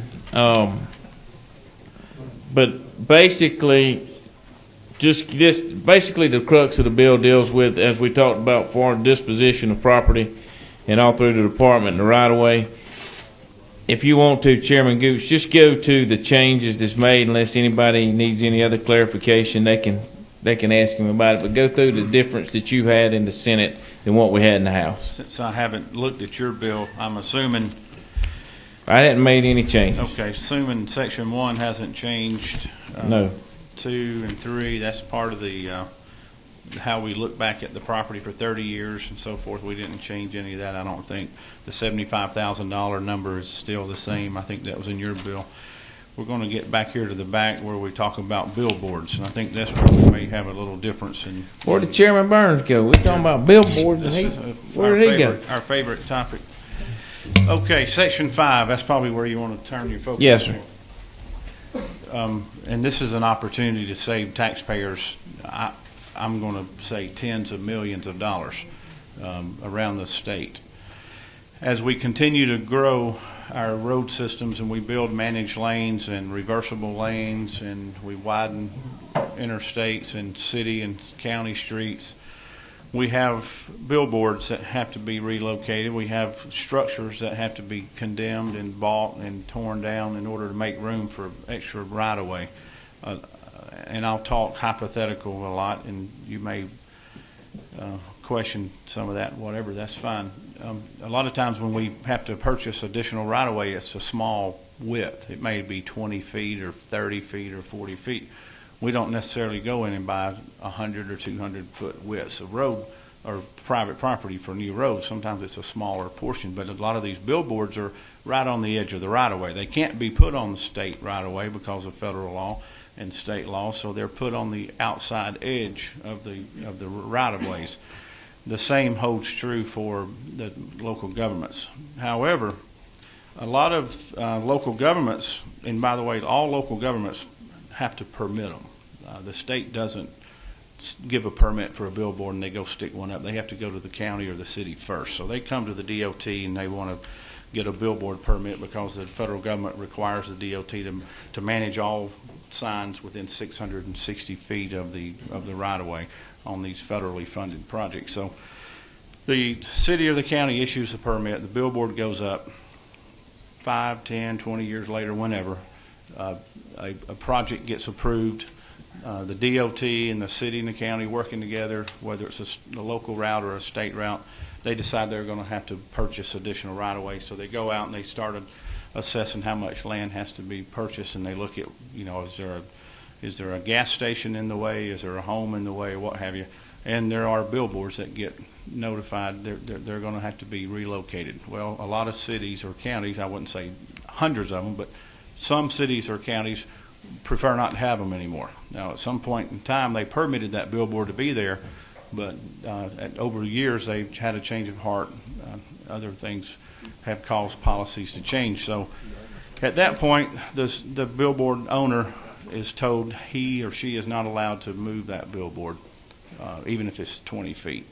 So the DOT has been forced to condemn the billboards and pay damages to the owners. And you would think a billboard would be a relatively cheap thing to take down, but tearing it down is the cheap part.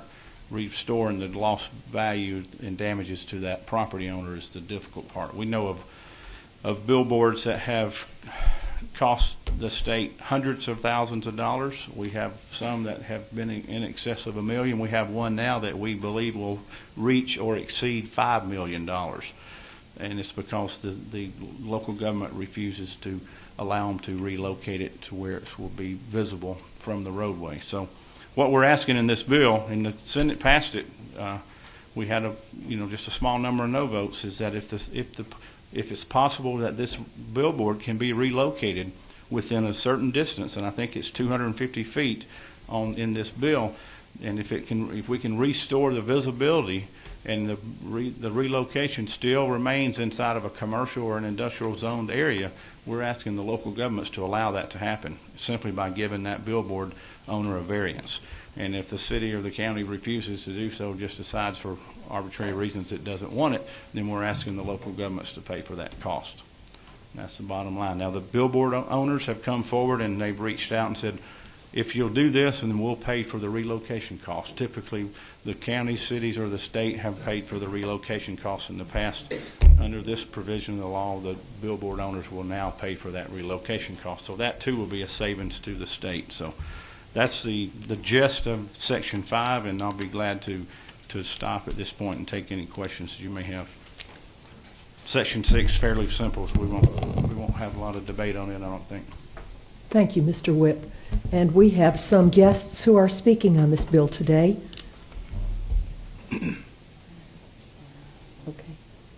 We have actually number 22, and that is Mr. Geisinger, Representative Geisinger. Senator Gooch, what city is it that will not allow them to move the billboard and end up costing the state $5 million? I don't have the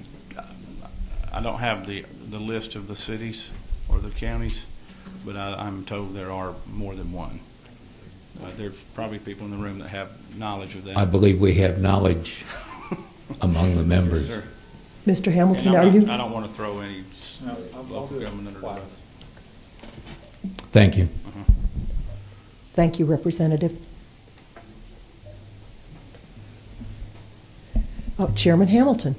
And Mr. Chairman, Mr. Whip, I appreciate this bill. I know you've worked on it a long time. And is it not true also that when DOT has been forced to, in a case of a $5 million billboard, if they were forced to do that, that's $5 million that we're taking from their budget that they could be maintaining roads and bridges and the various things that we're doing in House Bill 170 right now. So this is really a transportation effort, and once again, the local governments are having the ability to exercise judgment, but they don't have to pay for it. That's right. The taxpayers of the state pay for it, even though it's a local decision. So this simply rectifies that. That's true, and I'll say that we've worked with the GMA and ACCG on this. I don't expect to see ACCG or GMA jump up and down and tell you how great this bill is, but I think they are relatively neutral because they have members that are probably for and against this bill. So they can speak for themselves on that, but we have worked with them for a while, and this will save taxpayers millions and millions of dollars, and I think it's a good move on it. 20 other states are already currently doing this, including Florida, and I think it's a good move for us to do it at this time.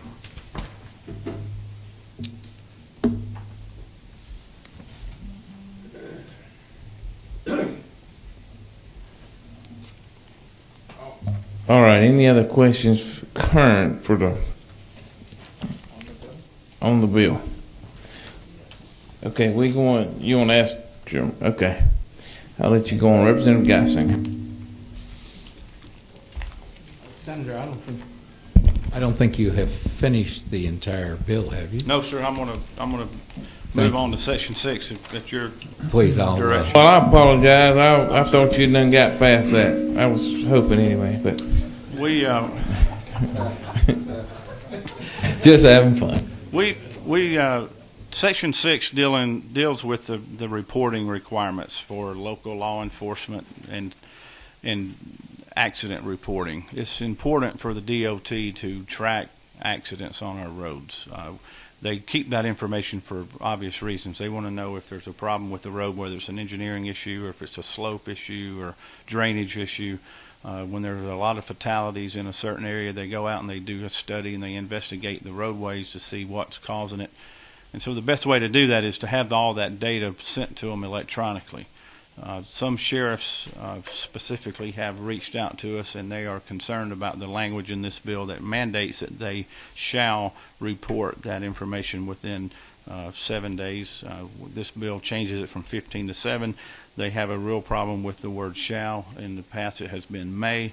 I tried to reverse that back to may over in the Senate, and we left off one of the shalls, and so we want to restore that and work with our sheriffs and continue to do what we can to work together. There is a software company that's provided to local law enforcement free of charge.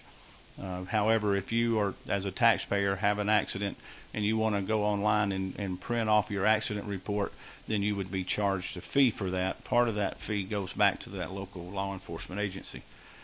There has been also some comments made that this information may not be just for the person that was involved in the accident, that there may be some access from other people that really shouldn't be. So there should be some protections on that. I don't have an opinion on that today, but I'm ready to just go back to the may language and leave this be for now and move on, unless you have a different direction. No, Mr. Chairman, where are we changing the mays and the shalls now? Okay. I think but we've got different ones through here. On line 227. Say again. Right. We're basically reverting the lines 227 to 232 back to the original code. So where there's a strike and a word shall beside it, you can just basically take all that back to the original code. So if Jenna's following over there, 227 through 232 would be just basically revert back to the current code, no changes made. On line 234, if you're ready to proceed. Hold on, let's make sure we got them. So we're going to leave this in. All right, 232. 234. Yeah. Okay. Starting at actually 235. after the Department of Transportation and 236, we would revert back to the current language on that as well. Yes, go back to the 15 days and put back end of the month instead of date. So we're basically just unraveling. So basically, anything that was struck through in Section 6, yes, put it back in. That's right. Got it, Jenna?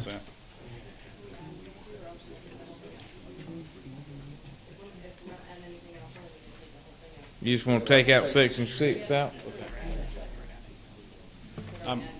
I'm being corrected behind me here with Josh. After the word Department of Transportation on line 235, we want to add within 14 days when electronically submitted and when not electronically submitted.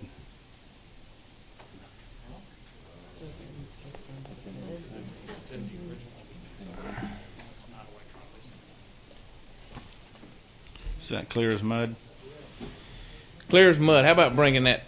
Here, let me get it. Scratch through some of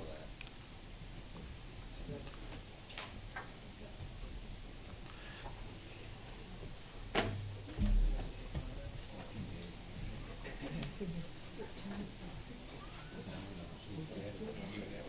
Yeah.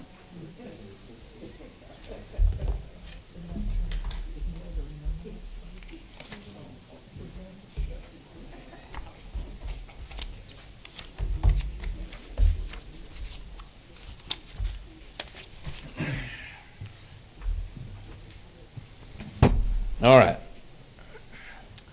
So we're going to keep Section 6. All the language that was struck in Language 6, we're now going to put back in.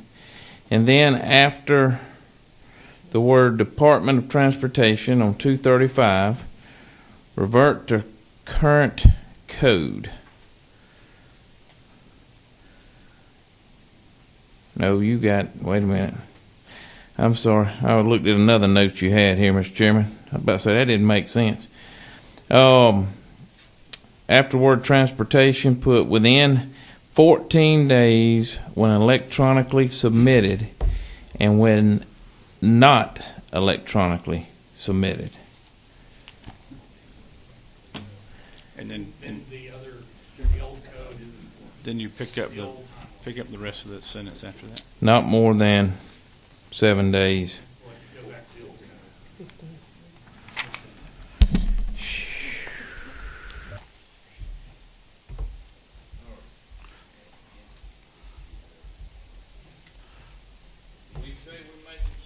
Up here, and by gosh, today we're making it. All right.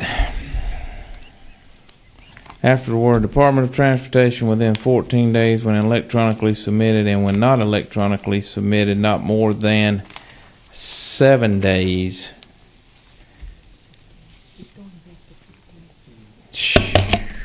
15, good gosh.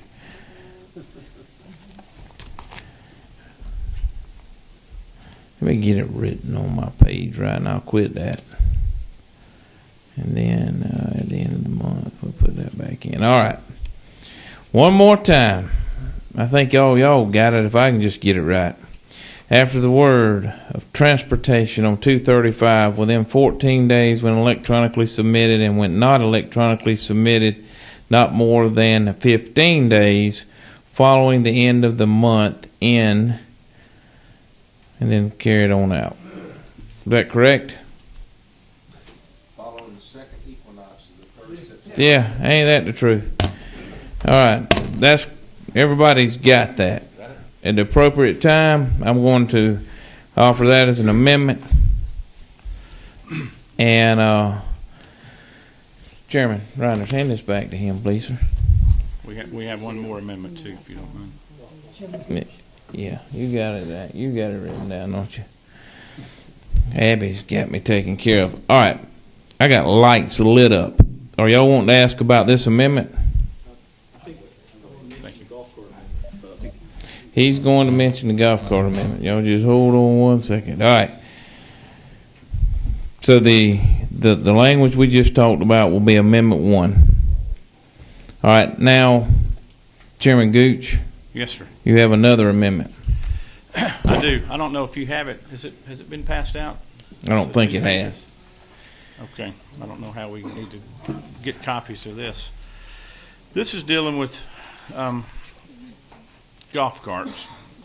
Apparently there have been situations with some local law enforcement agencies where certain brown trucks around the state try to deliver our Christmas presents to our homes around Christmas time. They get in these big subdivisions, and instead of driving these big delivery trucks around, they park their big trucks and they offload their packages onto these golf carts, and they use these golf carts to move the goods around to the homes. And apparently a certain vehicle got a ticket, got cited for doing that, and so this language allows this to be used in those areas. So I'll give you time to make copies or whatever you need to do. I don't know how we will distribute those. So most of you may know, if you don't remember, we passed, and I actually carried the bill that come through here that allowed for, we actually took in, for the first time ever, had a statewide law concerning golf carts on roads in public. We actually went in and put guidelines and specifications by which they had to meet. We passed that overwhelmingly. Most of you may now, when you go in and out of your communities, you'll see the little golf cart symbol and say this is a golf cart community. It's posted on your city limit signs and all, telling any motorist that comes in that this is a golf cart community and to beware of them.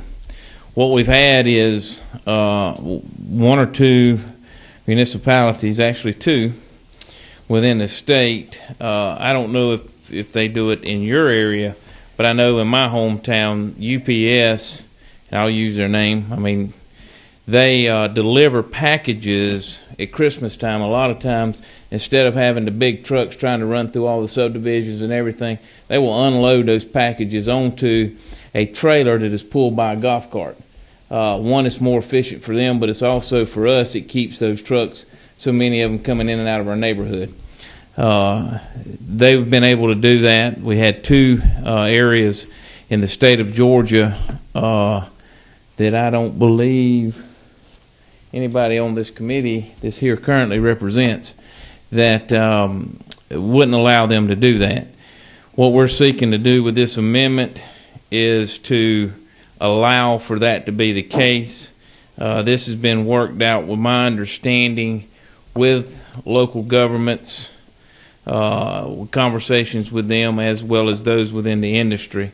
As you are aware, or if you don't remember, if you're not aware, we limited those to roads of 25 miles per hour.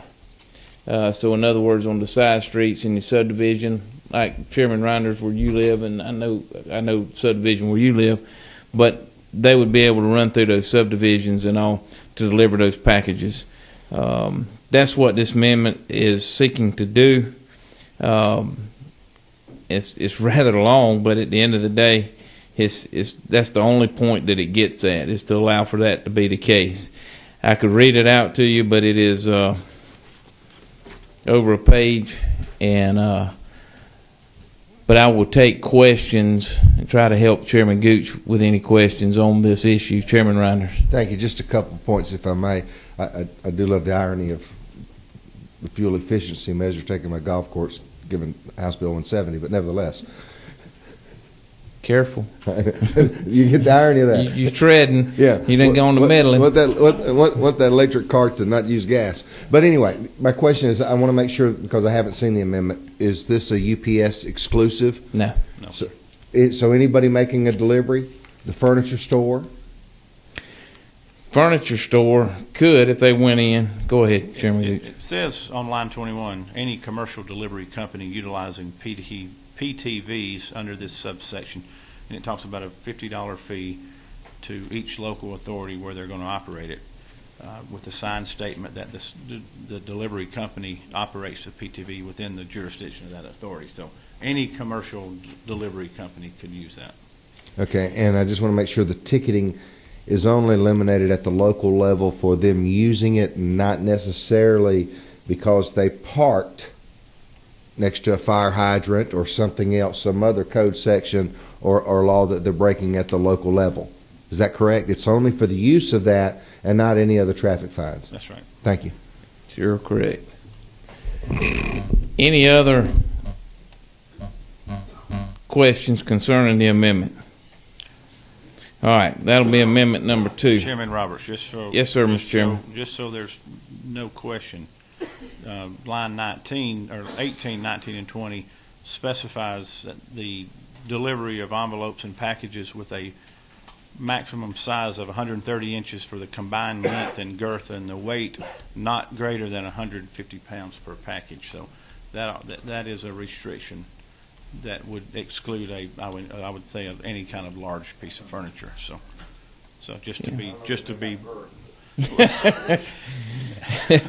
I'm not going there, Mr. Chairman. You could it's a ask late that. hour.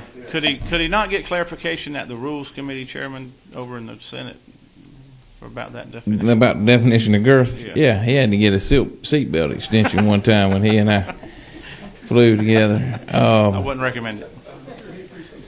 Well, I actually brought him one.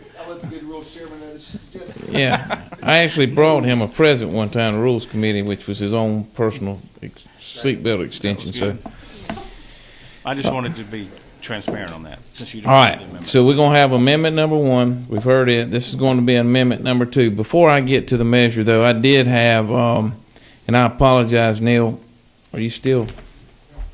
I apologize. I had missed that you had signed up for this as well. Just an observation. It's sure. In Section 5, it's curious that when the federal government pays for the relocation, it's apparently a Fifth Amendment taking of the billboard. But if the federal government won't pay for it, then it's not a Fifth Amendment taking and the billboard operator pays for it.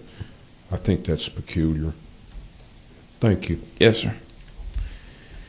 All right. Any other questions, comments, concerns on SB 169? With that, do I have a motion? I have a motion. Do pass. Do I have a second? Any further discussion? All right. Y'all heard the amendment 1, which was the amendment that I tried to read to y'all and messed it up several times before I got it right. I'm understanding with this, the Sheriff's Association is okay with the amendment. With that being said, do I have a motion on, have a do pass? Do I have a second? Any further discussion on the amendment? Hearing none. All those in favor signify by saying aye. Aye. All those opposed? All right. Now to the second amendment, which deals with the golf cart measure. This is being offered by me. Got a do pass. Second. Any further discussion? Hearing none. All those in favor signify by saying aye. Aye. All those opposed? All right, now on the final measure, SB 169 as amended by the House. Got a motion, second. Any further discussion? All those in favor signify by saying aye. Aye. All those opposed? Chairman, we need the O2 copy. We don't? Okay, never mind. My right hand over here says we'll just draft it into a clean sub. Thank you. Thank you, Mr. Chairman. We're sorry for keeping you for so long today. We do appreciate it. See, when you was chairman of the transportation, you didn't get all this, see? You moved on up to whip. All right, now we've got one more measure to take up, so Chairman Burns, don't be leaving. Come on. 7. All right, SB 125. We'll be quicker than the last two bills. But thank you for allowing us to bring Senate Bill 125. This is a state road and tollway authority. Hold on. Hey, if you're having conversations, please carry them outside so we can hear the presenter. And I have Chris Chris Tomlinson here with me, the executive director of CERTA. This is a department bill. that clarifies some language on the collection of tolls. It allows the authority to collect tolls on projects which are constructed for the primary purpose of managing the flow of traffic. Now, this is for new capacity, such as the 75 by 575 corridor, the managed lanes that are being built south on 75. And we really don't have a policy to address managed lanes. We had an old toll model, I call it the Georgia 400 model, where you threw 50 cents in, and when the bonds were paid off, they could tear the tolls down. But we're looking towards the future and want to have some language that addresses managed lanes. So that's what it does, it looks at categories: express lanes, hot lanes, and HOV lanes as managed lanes. Managed lane, huh? Not HOV. Yeah, we changed that. That's right. But it managed lanes. It uses the strategy to manage the flow of traffic, and one of the strategies is value pricing, so that's a good thing. It also allows CERTA to send subsequent notices for toll violations. Right now, they have to do a $25 fine. This gives them some flexibility to try to do that, collect the toll without the $25 fine, but they can do that if they so deem necessary. It also extends tax exemptions for CERTA to sales and use tax on purchases by the authority. The other thing it does, it deals with bond debt and the revenue bonds. Right now, the law states that if we do a project, a P3, we have to have some revenue bonds on that project. Well, when you look at the 75 by 575, we were able to receive a TIFIA loan, so we didn't have to have any bond debt, and so this will clarify that. The final thing, it gives CERTA the authority to install gates and signs or barriers to restricted access to the managed lanes, because like on the 575, that's going to be reversible lanes, so there will be gates and barriers, and if anybody goes beyond those barriers, they will be fined. So in closing, managed lanes will be one of the tools in our toolbox to increase mobility. And with the new toll lanes on I-75 South and the North by Northwest Corridor project, it's important that we pass this bill so CERTA can implement a managed lane strategy. So I would ask for your support on this measure, and I would answer any questions. And then, Mr. Tomlinson, if you want to make any comments. Thank you, Senator Beach. I would just echo what he said, that this bill only does 4 things. It's all cleanup. Adds the concept and definition of managed lanes. That puts us in place to implement the managed lane system plan that GDOT has. The flexibility on the violation fee, we're essentially just adding the words up to $25. Therefore, we're actually planning on lowering what shows up for a violation and only going up if periods of time go by without somebody paying. So it's actually going to lower. It'll be considered much more favorable by motorists. And on the gates, we actually thought this language came up with GDOT. We were actually thought that the fact that you can't go around gates at a railroad crossing, but it turns out that is specific to railroads. So when we have these reversible lanes and those gates are closed, this just makes it a moving violation to try to weave around this. So it's about the safety of the, again, motorists. And on the sales tax, it's a clarification. We as an authority, there's already language that says we're exempt from sales tax, from paying any taxes on property, but it didn't show the word sales. So this makes us consistent with not only the department, but also with Greta, who we're going to be sharing contracts with. Chairman Reinders. Yeah, thank you. That was my question exactly, was the exemption that's provided. Did we get a physical note on how much this is going to cost? No, we did not, because there's already language. It's a great question. There's already language on page 4 of your committee substitute. If you look at lines 104 and 105, that is the existing law. And it says the authority shall not be required to pay any taxes or assessed upon any of the property acquired or leased by it. That's existing law. The add is down in lines 110 through 112, and it's clarifying that any taxes does include sales tax. Because if you don't have that language in an authority, the default is that they are subject to tax. So this is just clarifying it. Well, if I may, my understanding is, and correct me if I'm wrong, that when we underline something up here, that means it's new. Correct. The underline It's is not. It's new. Yes, We're lines- told that it's not underlying, and it's not. We're told that it's new law. what is new and being suggested is on lines 110 through 112. Right. What I was reading earlier is lines 104 to 105. I understand, but what's new is to get an exemption on sales, unless you're telling me, unless I can get a legal opinion that says that it's currently, and it's just a point of clarification, that's new law to grant you that exemption. Yeah, and we've had vendors who have always presumed that they didn't have to pay sales tax. Under Commissioner Bart Graham, the Department of Revenue, is when it came up as to whether, as an authority, the original language was sufficient, because it said we're not supposed to pay any taxes on property. So I view the new language as clarifying it. In terms of the impact, we normally don't do construction projects. So this has not been something that would normally kick in. I'm sorry, and I don't want to be semantics, but when you say new and clarifying, that to me is mutually exclusive. You can't have it both. Either you've collected 100% of all things you've ever sold taxes on, or you haven't. And if that's the case, I mean, if it's a clarification and we want to make sure, I understand. Then I would say, then it shouldn't be underlined. Then it's new. Then if it's new, when we talk about having an exemption, then we're supposed to ask, are we not, for a physical note? Do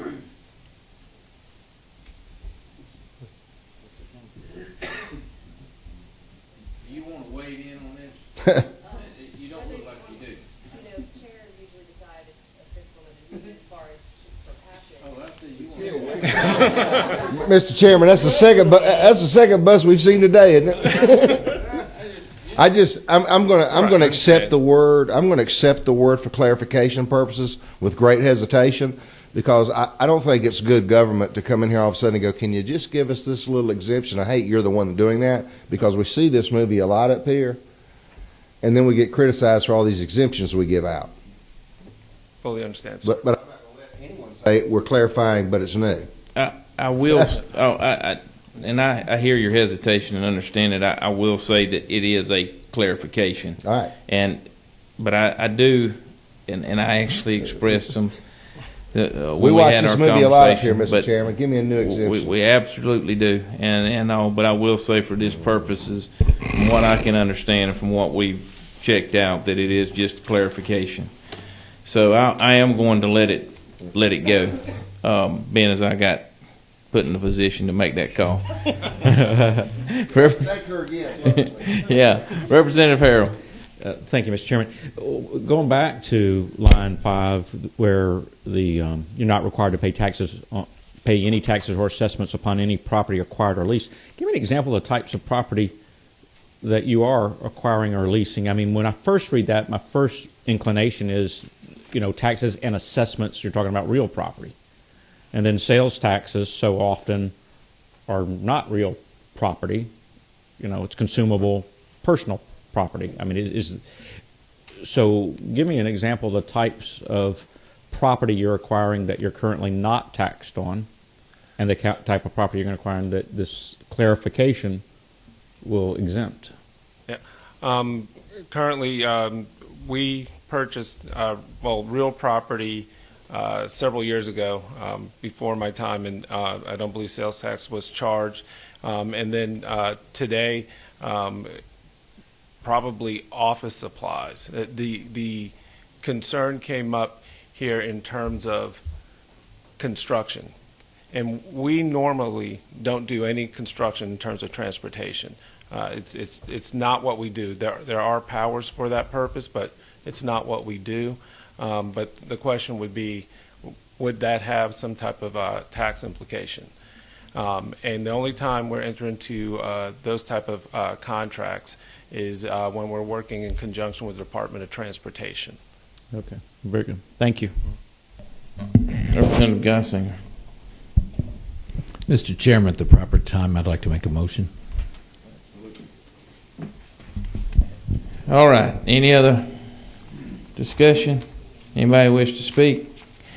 All right. Representative Geisinger. Thank you, Mr. Chairman.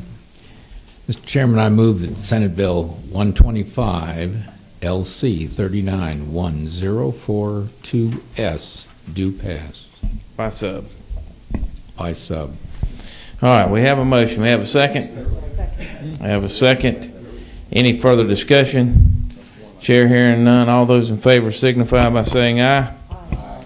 All those opposed? All right. Thank you, Passes Mr. on. Chairman. Thank you, committee Thank members. you. I want to thank y'all. I meant to do this when we first started. Thank you for all your hard work on HB 170. I've told you that several times, You but have. I want to thank the whole committee. And I would defer to you, Mr. Chairman, on who would carry the bill in the House. Okay, thank you. Okay. And I appreciate it. Just so, and I thank you for your work too with me this summer. Just so the committee knows, this next meeting will be next Thursday. We'll be taking up road namings and dedications. Also, at that time, I'm going to appoint a special subcommittee within transportation to look at weights, truck weights, and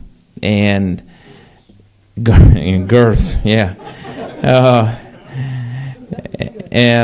So if you have any desire, I'm going to limit the number on that, but if you have any desire in being a part of that, Chairman Burns is going to be the man that I'm going to entrust with this subcommittee chairmanship or special subcommittee I'm going to create.